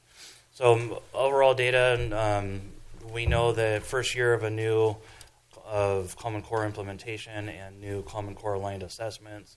So a lot of kids struggled, but we do see significant gaps in those subgroups. So you can see our Hispanic and African American students. Green is good, blue is good, red is bad, and we have a lot of students struggling, so we're working to narrow those achievement gaps. And this is for math. Math is a struggle, so we have our mathematics TOSA working with teachers. We were in with teacher groups this afternoon. As a matter of fact, we're looking at new curriculum and focusing on that as well. Also, we've had a big focus on our English learners. So you can see in both ELA and math that our EL students are in that standard not met category. So we're doing a lot of work to support them. Our AVID enrollment has increased significantly. So you can see from the 14-15 school year to this year, significant increase in student enrollments in the AVID program. So what are the changes and the focus that we're going to work on for goal 1 in the LCAP? We have additional release sections for ELD coaches. So these are teachers at the school site who will work with teachers and students to provide intervention to make sure that to support our EL students. We are in the process, and in the next couple of board meetings, you'll have revised curriculums for ELD at multiple levels, and then we were working with Spanish teachers this morning, last week, to adopt new curriculum for both the native speaker program in Spanish and the regular program. So really working to promote a system of biliteracy and bilingualism. And a lot of us went to CABE conference a couple weeks ago, and there's just research after research after research that shows that if students are proficient and literate in their primary language, that positively affects the second language in English. We'll be looking at adopting new State Board of Approved materials in English language arts.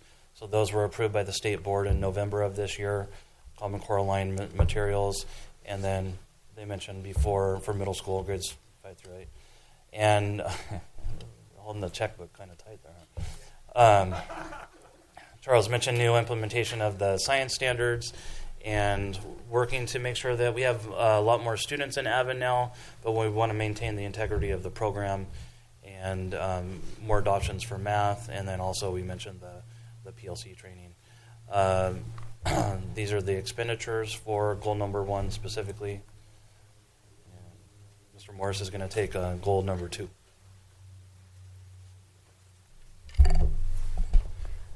Good evening, Board President Nelson, board members, Dr. Greenberg, and members of Cabinet. I'm presenting goal number 2, and we've all heard it, but it's all students will graduate from high school prepared for post-secondary and career options. This is such an exciting goal for all of our teachers and counselors to work towards. We're focusing on graduation, A to G, career technical courses, and, of course, the early assessment plan called the EAP. With the new 7-period day that you provided us, we now have greater opportunities for our students to not only graduate, but to take those exciting and interesting courses that they maybe didn't have the opportunity to take in years past, which further prepares them for college and those post-secondary options. In terms of graduation data, we're doing very well, Board. We're in the high 80s and improving, as you can see up there. To further support graduation numbers, we have partnered with the Riverside County Office of Education. They've launched an initiative to support college and career readiness throughout the whole county, and we're one of the districts that has partnered with them. Our counselors and our teachers are on the front end of this training to support this new focus on college and career readiness. In terms of A to G, we want to see,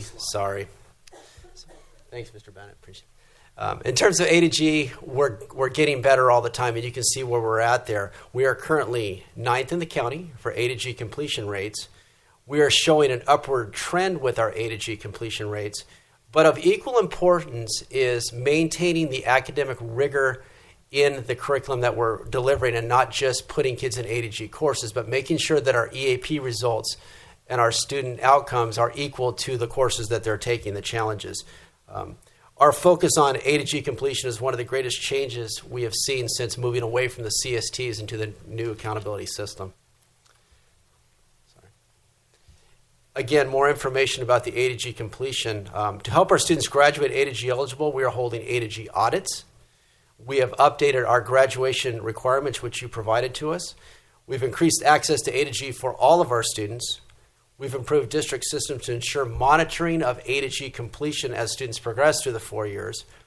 We, as you heard from Dr. Newman and Mrs. Martin earlier, we've increased our professional development across the boards for everyone, particularly our counselors and teachers. And we are continuing to place a greater focus on training staff to address the social-emotional needs of our students so they want to be in school, want to be here.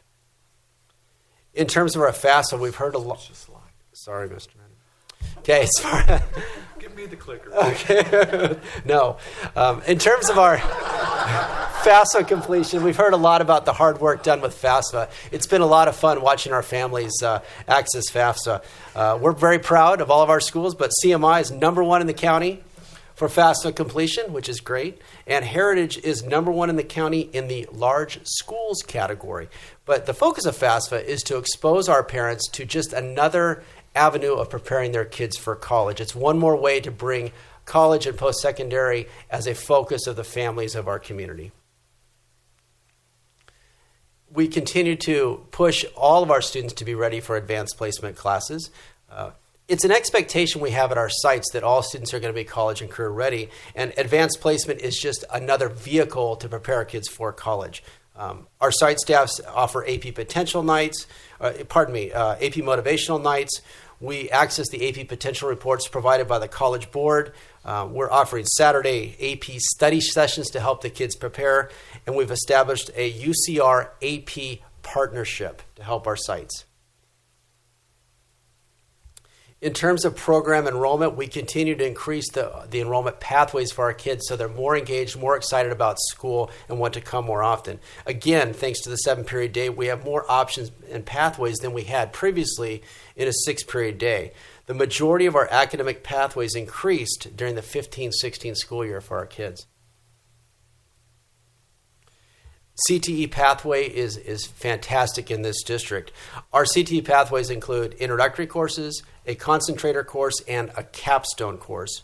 We continue to expand CTE. For example, we now offer automotive, Project Lead the Way, engineering, and biomedical courses. We are increasing our articulation agreements with Mount San Jacinto and increasing our offerings through the RCOE CTE partnership. We've increased our instructional minutes due to the 7-period day so that our students are in classes longer, which, as we know, improves student learning. The additions of our graduation requirements provide students the opportunity to take the additional CTE, dual enrollment, and AP courses. In short, our kids are getting access to more learning.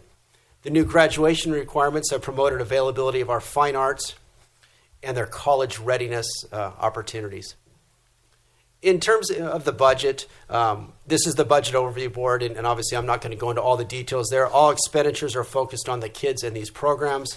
The budget's broken into 4 areas for you: college and career readiness, career technical ed, AVID, and our 4th category titled access and success. Let's just say it's money well spent. Thank you, Mr. Morris, our newest English teacher in the district. Next, we're going to have Goal 3 and Goal 4 presented, and Charles Newman's going to do Goal 3, and Diane Martin's going to do Goal 4. So, Dr. Newman. Okay, so for Goal 3, we have all departments and sites will provide a safe and positive learning environment for all students, and our goal is to increase the number of students participating in after-school clubs, activities, sports, and academic programs, as well as reduce incidents of bullying, drug use, violence, truancies, and suspensions and expulsions by 10% on all campuses. In terms of district data for suspensions, this is a 3-year graph that identifies that we have a decline in terms of the number of suspensions over the last 3 years. Did I do that?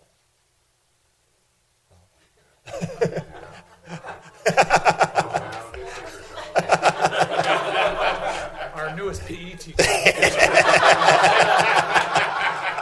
Do you need my help, Charles? Are you okay?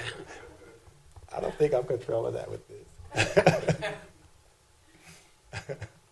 While you're finding that slide, though, Dr. Newman, I think it's really important to point out, though, while the suspensions are down, they're not down because we've lowered our standards with student discipline. We're just coming up with other opportunities. But the serious offenders who do the serious things that they shouldn't be doing, they're still facing the consequences. Correct. Across the board, nationally as well as in the state of California, laws have changed which require other means of correction. So as a result of that, it's not just in our district, it's in the county, it's on a national scale, coming up with alternatives to suspensions. But in terms of the serious offenses are still handled the same exact way they've been in the past. So this is in terms of ethnicity. And so when we look across ethnicity, in terms of I have to say something. Yes. Discipline is 90% counseling, so we're talking to kids more, right? Yes. She's a counselor. I'm a former counselor as well. But that's what it is. A lot of times we don't want to talk to kids and let's send them on down the line, through the process. So that's what I possibly were doing more, and that's great. Wonderful. Yeah. So in terms of ethnicity, across different ethnic groups, from African American students to Hispanic as well as white students, we have experienced declines in those areas.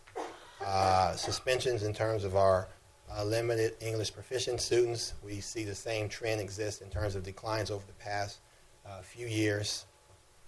The number that we have not experienced, that is in terms of our students on IEPs, our special education students, and I know there's been a lot of work done with our SAI classes and providing additional supports for them. So we're hoping to see over the next year the same trend begin to take place in terms of special education students. Our foster youth, you see the trend for foster youth this year has been down. In terms of weapons, I shared these slides with the board. I believe back in November we looked at them, and these are, in terms of weapons, it's 33 to 38. That number was I guess, a wider number at that particular time because, in particular, in August and September, the dog searches started for the first time on our campuses, and that number was astronomical through that process. Since then, if you look at the suspension report you see every month, there's been almost a wash. It's been a very similar in terms of previous years in terms of the weapons that we're confiscating on campus. But in particular, when we started our dog searches in August and September, that's when we identified the greatest spike in this number here. In terms of drugs, once again on campus, we have experienced a decline throughout our district, and part of that is with our drug searches and also with our campus supervisors and the work that we're doing with our APs on campus and the work they're doing and being proactive along this line as well.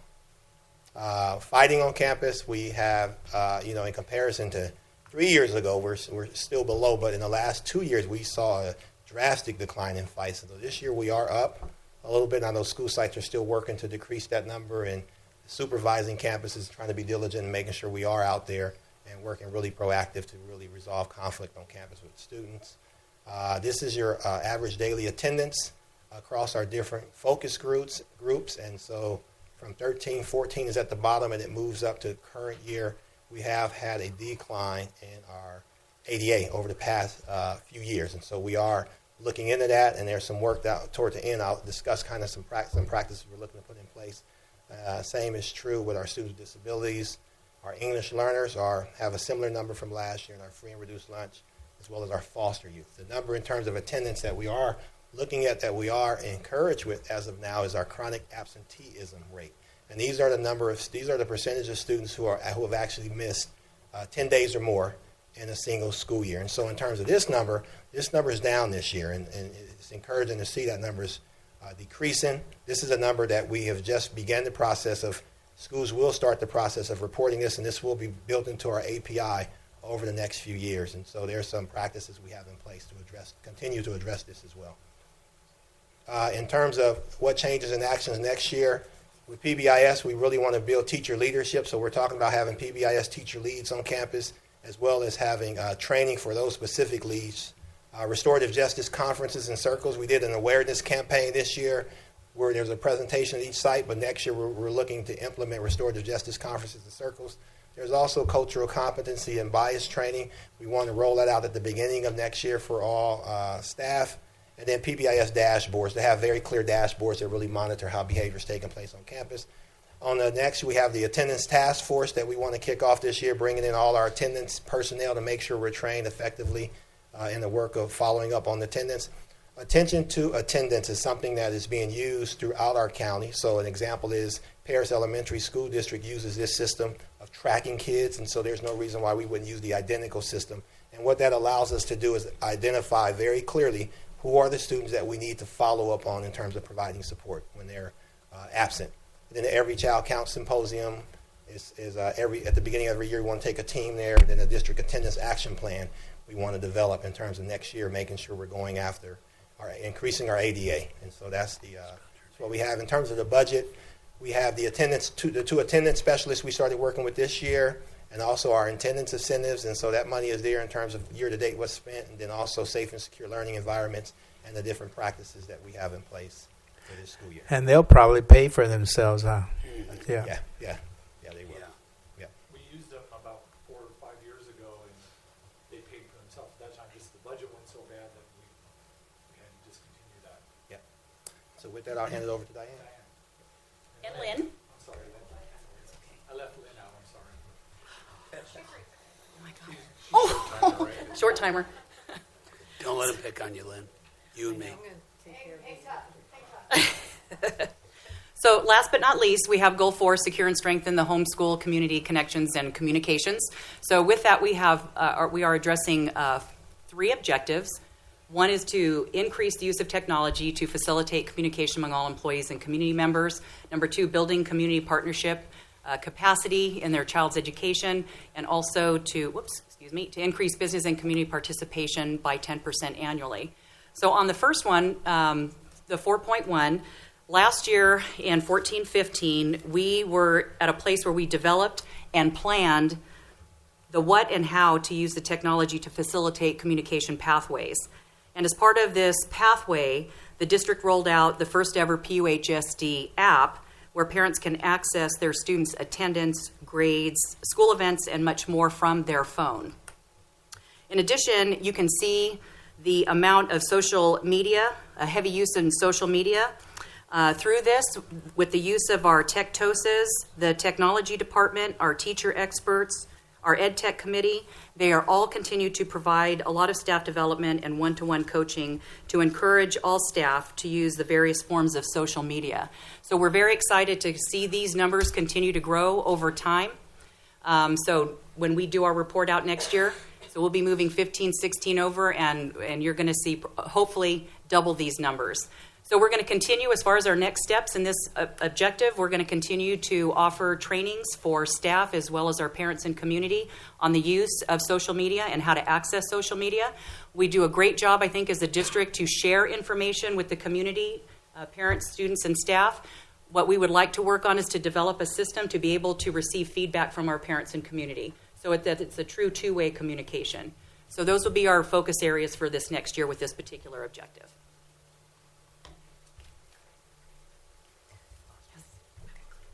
So on this slide, we'll be talking about how to build parent and community capacity. During the 2014-15 school year, the district provided professional development for our parents through FIN, and that's our Family Involvement Network, and through our SSE School Site Council and our SPSA Single Plan for Student Achievement, and our SDSU San Diego State University Parent Center. For the 2015-16 school year, we provided professional development for those groups, but we also added our Latino Family Literacy Program, and then we also added PK, our Parent Institute for Quality Education, and also PELI, Parent Engagement Leadership Institute.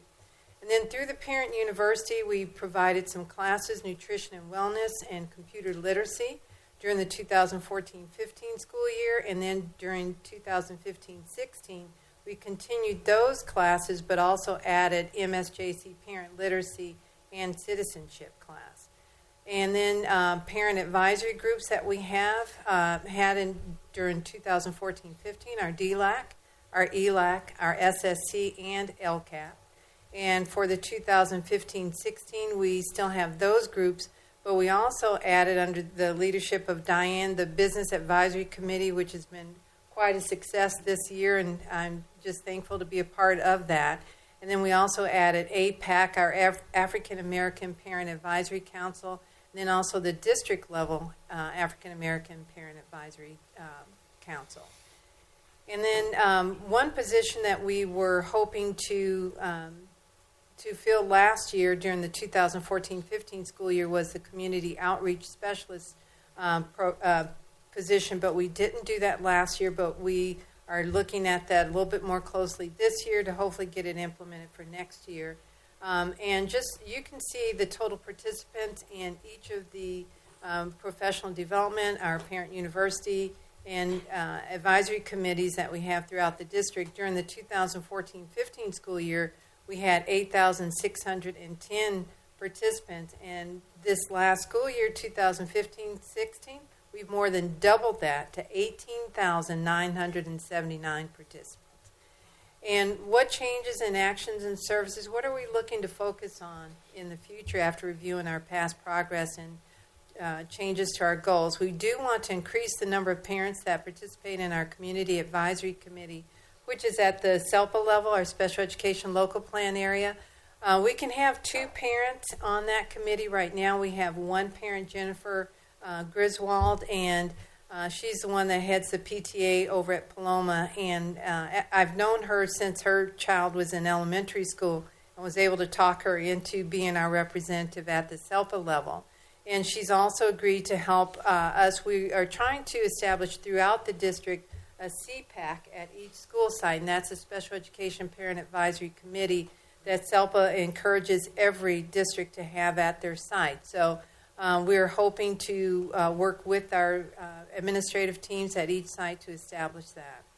And then expand our parent classes to more sites. And something also exciting is to have a Parent 411 Information Center, which will be a one-stop shop resource canopy that'll be manned and being there to be available to parents, answer questions, provide flyers and insight to just any question that they could think of. Let me just Sure. With that thought, the goal was, because we have difficulty getting parents to attend events, sometimes trainings and so forth. So the parent liaisons and as a group, we came up with the idea, although we may have to change it to 411 because I'm not sure the young people know what 411 is anymore, other than us maybe. But whatever that's going to be, it's going to be a one-stop shop resource canopy. So our plan is to set this up at the football games, basketball games, wherever the parents are in mass, is that we will have this canopy that will be manned by a counselor or teachers or our link crew, our ASB, admin, whoever we're going to rotate in and out, but it'll be a one-stop shop with all resources, whether it's community resources, graduation requirements, dual enrollment, credit recovery, whatever it is. Parents will be able, as they're going for popcorn and candy, they can stop off and ask a question and get an answer. So we're going to bring the information to them. Very excited about that, and we will be reporting back on that one. Just had to throw that in there. Thank you.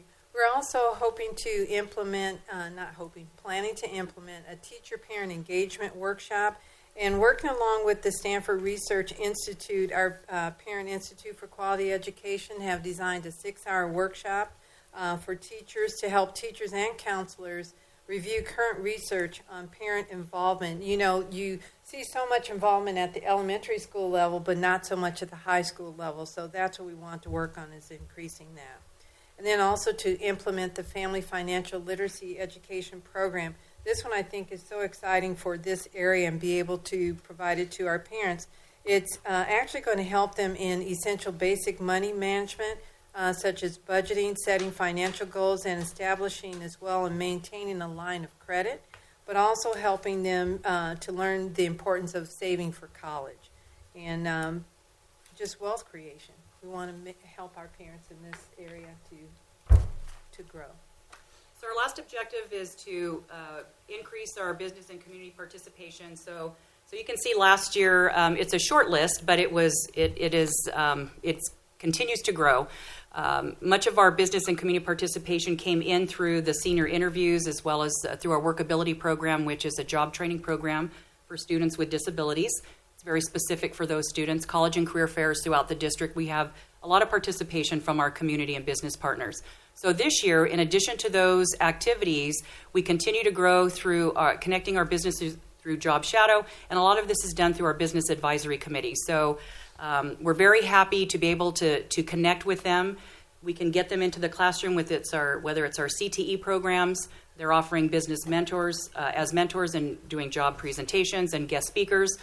One thing that we're also looking forward to is we have several teachers that will be participating this year in teacher externships, where they will be job shadowing themselves in the community within their content area. And this is really mostly around our CTE teachers so that they can stay up to date with industry standards. So we're very excited that we continue to build our participation. You can see all of the logos from the different companies. We do actively participate with all of them, whether it's through the workability program or through our business advisory committee. So our goal, obviously, is to continue to bring in more of our community and our business partners. And we're also looking to our community outreach specialist, which working very closely with HR to get that position going as of July 1, to be able to work and collaborate with our city, with our resources within the community. We would also like to, again, kind of going back to the two-way communication, is really conducting annual surveys in fall. Excuse me, dry throat. Conduct annual surveys and follow-up, and then also to continue to update our district content on our website. District content on the website. I'm not sure if I said that correctly, grammatically correct, but I think you know what I meant. So those are our goals as it pertains to Objective 4.3. You may have to take sports only off of there. They just announced I know. And you know what? That was such a great partnership, and we had thought at the time in Menifee that it was because they had increased their rent, and come to find out they were closing all their stores. Yeah, and it was a great partnership. We had 4 students that were placed there for permanent employment about a year and a half ago. So we were saddened, but we're excited that there's a lot of opportunity in the Menifee Center, especially for that side of town, to place students in paid and unpaid internships. So we're looking to continue to build our business partners. So with that, on the our budget recap, our planned expenditures, you can see our parent communication, our outreach specialists at zero. We didn't have any expenditures, but we hope to next year. Our university incorporates some of the consultant contracts as well. So we have our year-to-date, our budget plan, and then what we're currently spending as of today. And with that, as we wrap up LCAP, oh, I'm sorry. Do you want the clicker? Okay, my bad. I'm sorry. I was going to take his. I know. I'm sorry. The best part. This gives you the timeline, what we're looking at for the rest of this year on our LCAP. We'll have the public hearing on June 6th at the special board meeting for LCAP and the budget. And then June 15th, the following week, we'll have that available for you for hopefully for approval. And we have to have it submitted to RCOE by July 1st. Yes. July 1st. So it'll be a short timeline, but we have a good team that's doing a great job on putting that together. So any questions? Very thorough. I have a comment, and it says, let me read it so I don't get it wrong. It says, wow, wow, wow. That's three. that's three wows. No, it's wonderful, and I mean, just looking at that, it just makes so much sense to me, and I know that's just the tip of the iceberg, because all the work that it takes to get that, to come to fruition and all that, and so you got a great team, and I want to compliment each and every one of you, and take a bow, folks. Thank you. Yes. I'm very fortunate to have a great group of people over at SSC to work with, and they do a great job. And for our kids, that's the most important thing, that they're really doing it for the students. So. I want a copy of that, by the way. Is that good? I think he wants to bring it to McFarland. Well, I am mentoring the guy, but he won't be able to handle all of that stuff.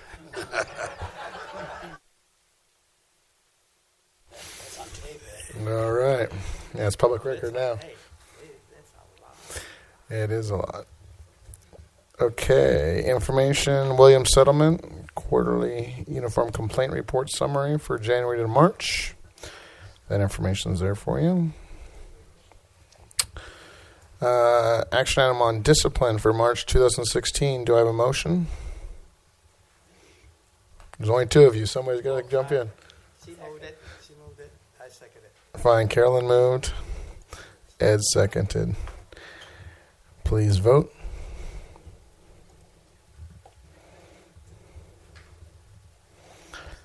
Okay, thank you. All right, action item, general functions, resolution number 1215 to 16, proclaiming the date of March 11th, 2016 as Day of the Teacher. Do I have a motion? So moved. Okay, please vote. Thank you. Okay, action item resolution number 1315 to 16, proclaiming the dates of May 15th to the 21st of 2016 as Classified School Employees Week. Do I have a motion? So moved. Please vote.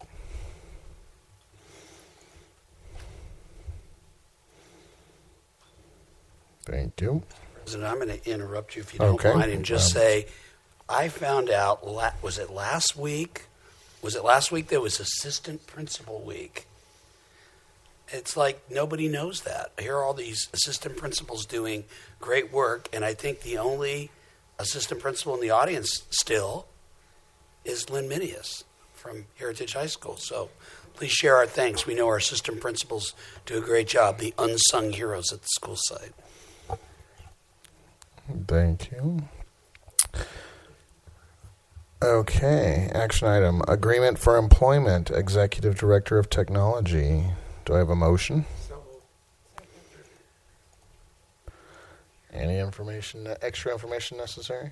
None. This is consistent with what we have done before when we've had an executive director, and the period runs concurrent with the contracts of the two assistant superintendents and the Chief Human Resources Officer.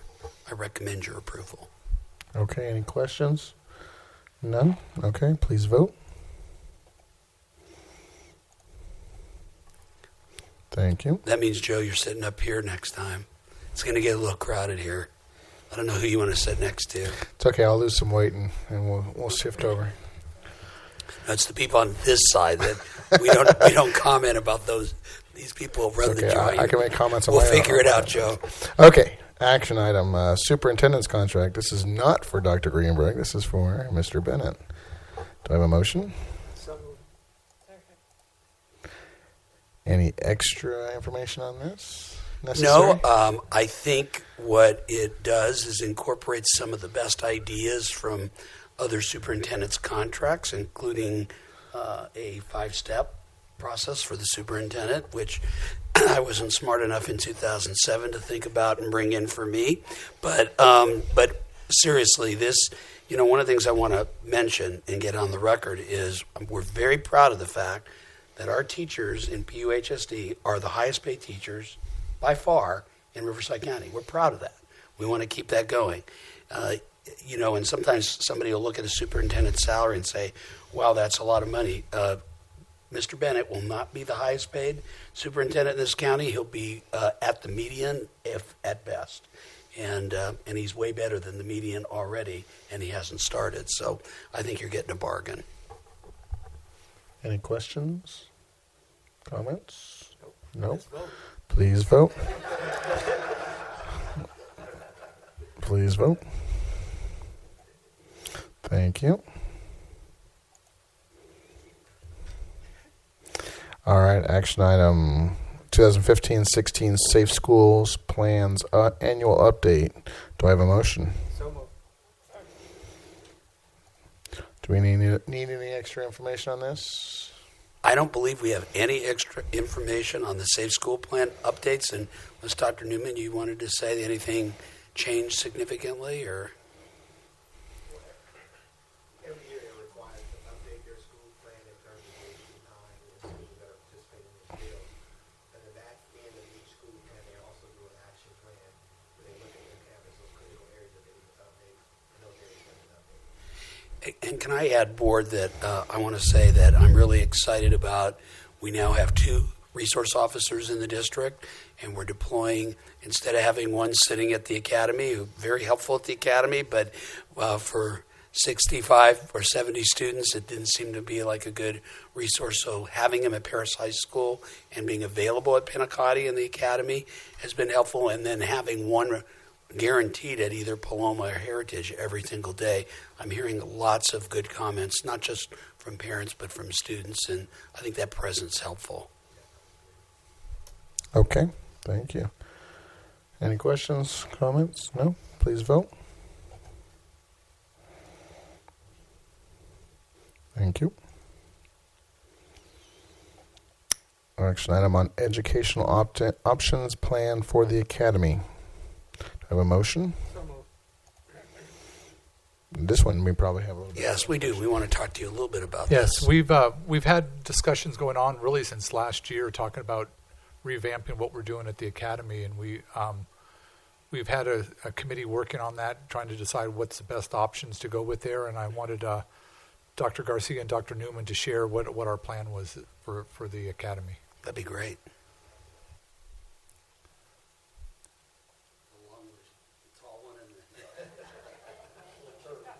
Shorts are vertically challenged. She's got her heels on.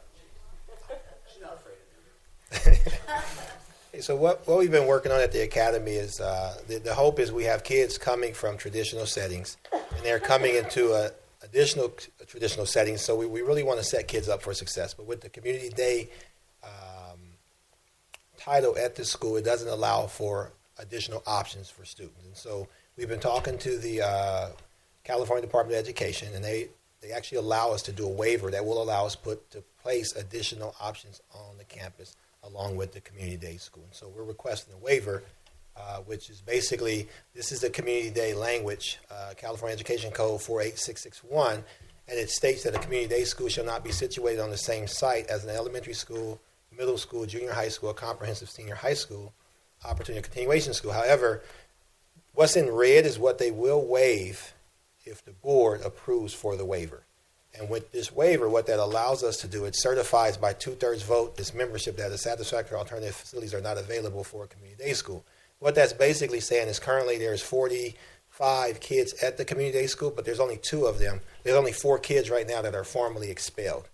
So all of our services there are designed for a community day school, but we don't necessarily have an ability to set up a school for 4 kids. With the waiver, it allows us to set up a community day school on that campus, but also provide additional educational options, which Dr. Garcia is going to go over with us in terms of some of the plans we would like to offer for our kids that do attend the community day school. I'll let you hold on. Okay. Well, I'm excited to share with you the 3 programs that we plan to implement this next year at the Academy.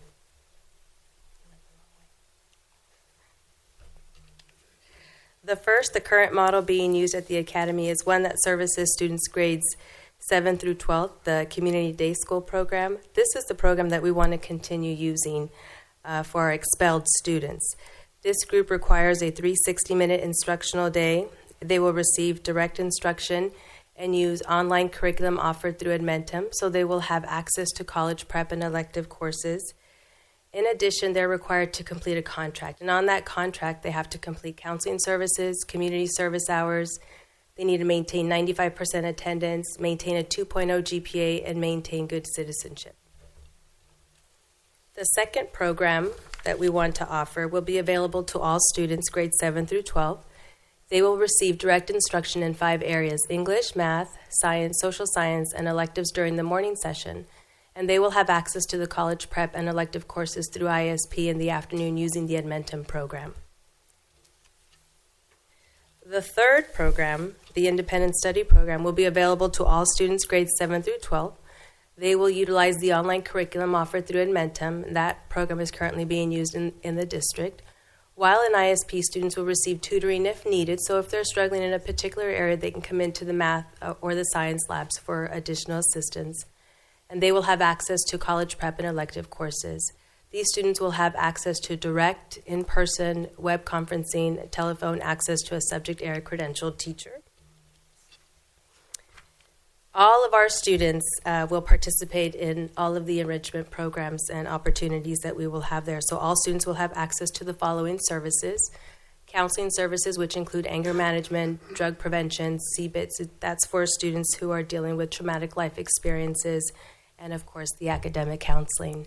They will participate in our makerspace and our robotics programs throughout the day. And we are planning to contract with Think Together, which will offer additional after-school programs such as tutoring, mentoring, field trips, bringing in guest speakers to motivate our students, and then tutoring in the math and science labs. So as you know, not all students are successful at traditional campuses. So as a result, we want to provide flexible learning options for all of our students that places the students in control of their own learning with the supports needed to be successful. I did have one question. On your second slide, I believe it said that they will be willing to grant the waiver if we vote 2/3. We only have 3 of 5. That's 60%. 2/3 would be 67%. Would 60%, even if all 3 of us voted yes, would that still satisfy the 2/3? Well, I believe it would, because I think you would be 100% of the board. Of the people present. So we will research that. So if you decide to approve this tonight, we'll go back to find out, is it 2/3 of the total governing board, which would be... I'm just even if we all vote yes, that's still 60%. So I just want to make sure that we would have the 2/3 you have the vote answer required. to that? You know, I was just going to say, was speaking with the individual over educational options, he said his board always approves. What he's trying to ensure, he doesn't want to start the process in a program that our board's not on board with allowing us. Okay. So that's really what the process is about. They want to make sure we speak to our board members, PSEA, school board members. They want everyone to be aware of the direction we're moving in before it gets to the State Board of Education. Right. Because he has no problem getting an approval for the waiver. He just wants to make sure everyone in the district is on board. Based on our experience, we a number of years ago, we took what we thought was, I hate to use the phrase slam dunk recommendation, to go to trustee areas. And I mean, it sailed through the school district. We had hearings out in the community. It was 100% positive. And Dr. Fred Good and I, and was it you, went to Sacramento? Well, anyway, we went to Sacramento, I think, and I can't remember who the third person was, to attend the meeting. And we thought, well, I don't know why we're here. I mean, this is a slam dunk. Well, it moved over to the action away from the consent calendar, and the California Teachers Association spoke up against it. And so we were really happy we were there to pull cards and speak in favor of it.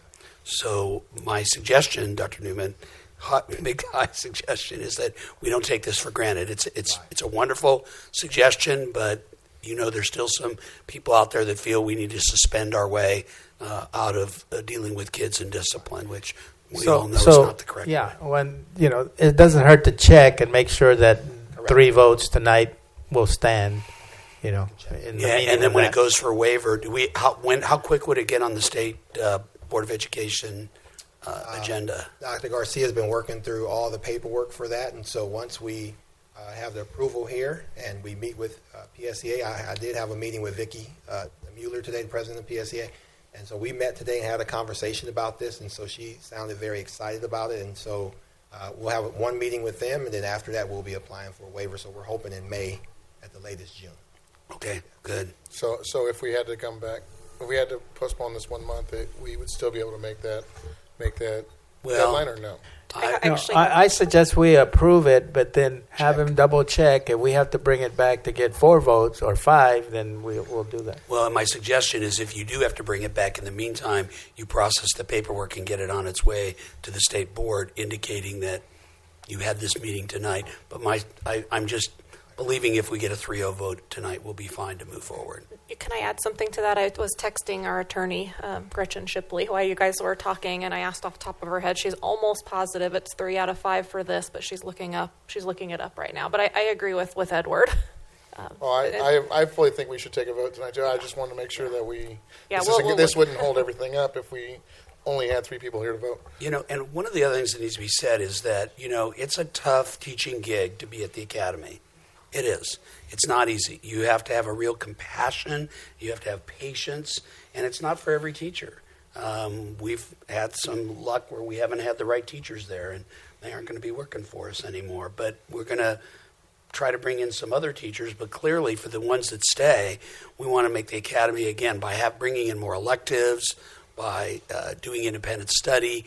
It takes the negative stigma over this just being a school for, quote, bad kids, because it's really not. And, every once in a while we hear that, well, those kids are tough to deal with. Well, they're not at the academy because they're, getting A's in AP classes and being successful at the comprehensives. But our goal is to try to turn all those kids around and get them back to their comprehensive.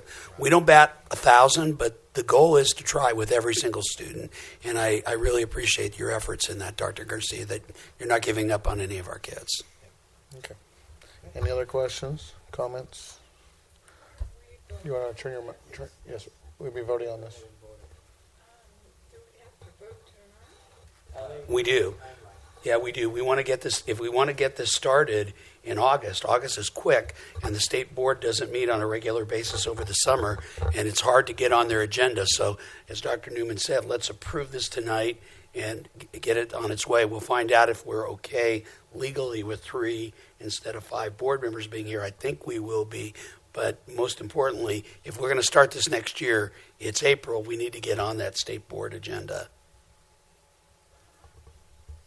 Okay, thank you. Okay, please vote. Thank you. Okay, information on new curriculum, new career technical education courses for 2016-17. Quite a few there. Information items on new dual enrollment courses for 2016-17. Quite a few there as well.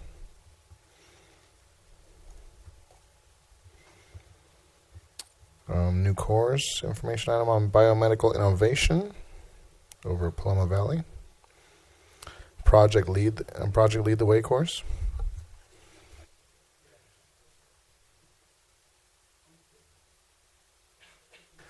you thought. All right. Information item on new piloted course for 2016-17, Advanced Algebra with Financial Applications. Over at Heritage.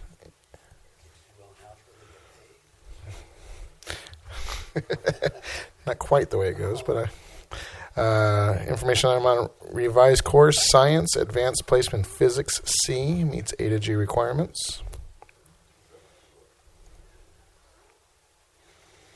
And information on revised English support classes, Reading Intervention A, Reading Intervention Keystone Bridges, English Language Arts Support 9, and English Language Arts Support 10, not an A to G course. Information item on revised course, Science, Technology, Engineering, and Mathematics Automotive, that does meet A to G requirements.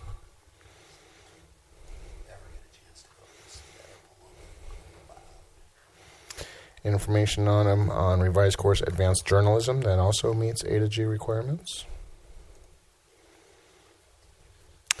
Revolving cash report for March. Yep, still revolving, still has cash. Chris continues to move the money. Closed session if necessary. Not necessary. Thank you.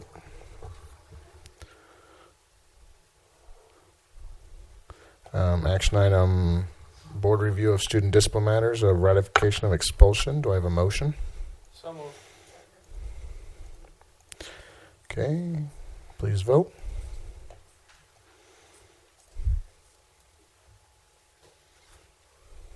Thank you. Other items by the superintendent?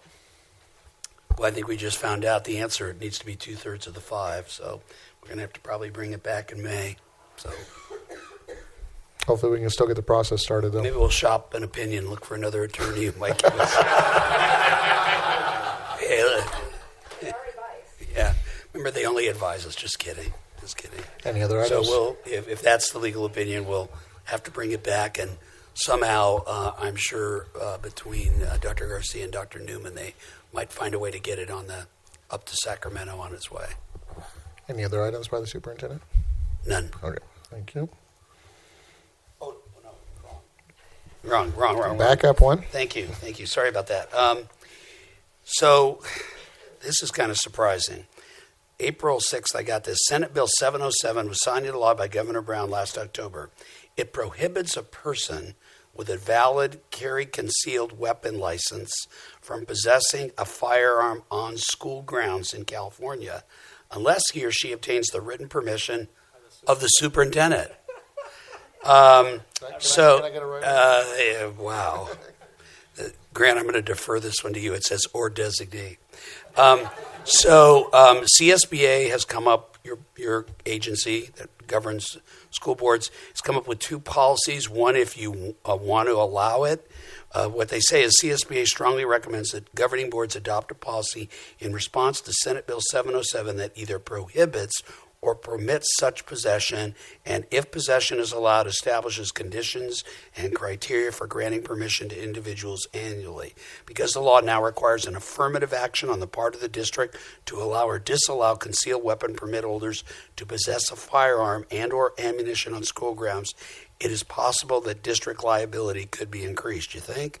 So what I would like to recommend, and then, of course, you tell me what you want to do, I'd recommend that we don't allow people to carry concealed weapons. Obviously, this doesn't include The state is just trying to pass the buck, right? I mean, right. Make us the bad how guys. how about loosening the purse strings? No, they won't do that. They can handle that, but they want to give us all the baloney. So again, all this means is still law enforcement. Anybody associated with law enforcement, they can have weapons on school campuses, but no school employees, including the superintendent, can have a concealed weapon on school grounds. Here at a board meeting, I think it's different. We're not on school grounds. I don't know. You never know. We won't worry about that. So are you okay if I bring? I think it has to go. Does it have to go twice? No, of course, I'm okay with it. You think that the superintendent should allow individuals to carry Discuss it more, yeah. Huh? She wants to discuss it more. She All right, well, we're not making a decision tonight. What you're making a decision is allowing me to at least bring it to an agenda item. I could bring it first as an information item, if you like, and then it would have to, if you do that, it'll take information and it'll take 2 separate board meetings, which is fine because right now they can't do it. So, okay, we'll bring it as an information item, and then we'll go from there. And then, let's see. So we have been gently nudged by Mrs. Twyman and Mr. Agundez to continue our exploration of solar power and adding solar power to all our schools. And as you know, we hired an attorney, an expert. We've got a team going on that. But here's the problem. We don't think that it can be done at a regular board meeting. We would like to at least have a study session to do that. And my recommendation is that we have a special board meeting to do that, where that's the one agenda item. You're not even approving it, but we're simply telling you about all the options because it is very complicated. Can we? We don't think the May board meeting is a 3:00 start because we do our retiree recognition, so we don't recommend that. You do have an LCAP board meeting already on the calendar for the first board. You have to have 2 board meetings in June, one to hear public input on your LCAP plan, and then the regular board meeting. So if you wanted, we could bring you in early that day. What is your pleasure? I'm for having a study session like you suggested, you did originally. Yeah. Can we? What I'll do is because we require all of the people that Candace is working with to be here. Can we shoot the board members some dates and then? She already knows all your availability. Do I feel like she's Radar O'Reilly and this is like MASH? Why don't you do the talking? You tell me to be prepared, so I'm prepared. She has a question. Yes, Mrs. Steinman. Same day. No, just another day. Yeah, we don't. We think it's an hour and a half, and that could make for a very long board meeting. So we think a special board meeting. So yeah, we were suggesting perhaps June 6th, which is the same day as the LCAP and budget public hearings. Those are the only 2 items. It's not a regular board meeting, so we thought, perhaps you might want to come in earlier that day, or we could wait until graduation, the run of graduations is over, and do that following Monday, which is June 20th. How long are we talking for each time? Well, it would only be 1 meeting. Those were just 2 different options, and I think an hour and a half is probably good. I would suggest we schedule 2 hours just to be safe, especially if you're running into an already scheduled meeting. And the thing about the LCAP meeting on June 6th, just want to remind the board what our experience was last year and the year before when we brought the LCAP plans. This is not a time for you to approve or not approve. It's a chance for the public to question our LCAP plan and tell you how they feel. The last 2 years, it's been like you got the meeting started, you opened up the public hearing, and we were done by within a half an hour. Now, even if that meeting went an hour and you added an hour and a half in front of it, or 2 hours, as Candace said, to do the solar presentation, that at least gets you in only for 2 times in June rather than 3. So we could start people at may 3. have vacations for that After that. later into June after the graduations as well. So. Yeah, I like that idea about just tagging it on because I already have it on my schedule, so that would be easy. So for me. at 3:00? On the 6th, we already So have if we it. started at 3 on the 6th, and We're not talking about a meeting. We're talking about just an hour and a half. well, an hour and a half or 2 hours on that, but then Mrs. Twyman, what we're saying is the LCAP meeting that we're required to have under the new law would start at 5, and again, if history repeats itself, you'll be out of here by 6. So 3 to 6, and you do 2 things at one time. Okay. Is that okay? I'll have Lori make sure she sends out email reminders, and obviously the other 2 are just going to have to go with the flow. No, but they're already scheduled for, like you Right. said, right? I mean, So we're just asking them to come in a couple hours Yeah. early. 3.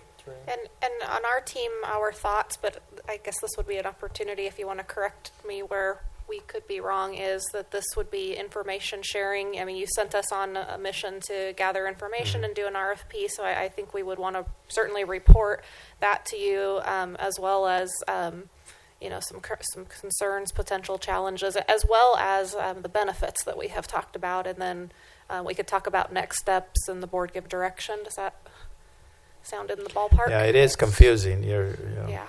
The more you look into it, the more questions you have. That sounds preferable. If you're trying to do it right. Yeah. If you're just we don't trying want to rush into it. You know, if we do it in 20 minutes at a board meeting, it's just everybody's going to feel like, really, we spent all that money on an attorney and to do all this analysis, and you're trying to digest it in 15 minutes. It's pretty hard. 3 o'clock on June 6th? Yes. June 6th, a day that will live in infamy. Sorry, the history teacher came out. That was December 7th, not June 6th. Oh, I thought it was June. You're right. December 7th, The day was- 1941. The longest day, June 6th. June 6th, D-Day. Yeah. By the way, Brian, they were both Democratic presidents, so it doesn't matter. Yeah, all right. I thought I saw you in that Trust Ted picture on.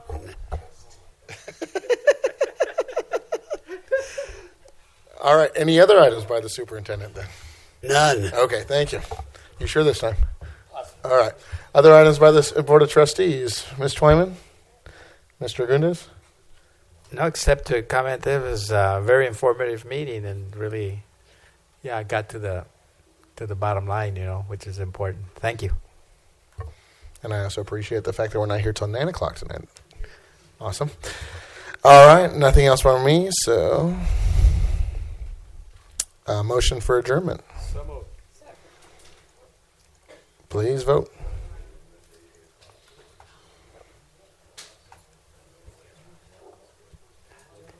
Okay, we are adjourned at 7:57.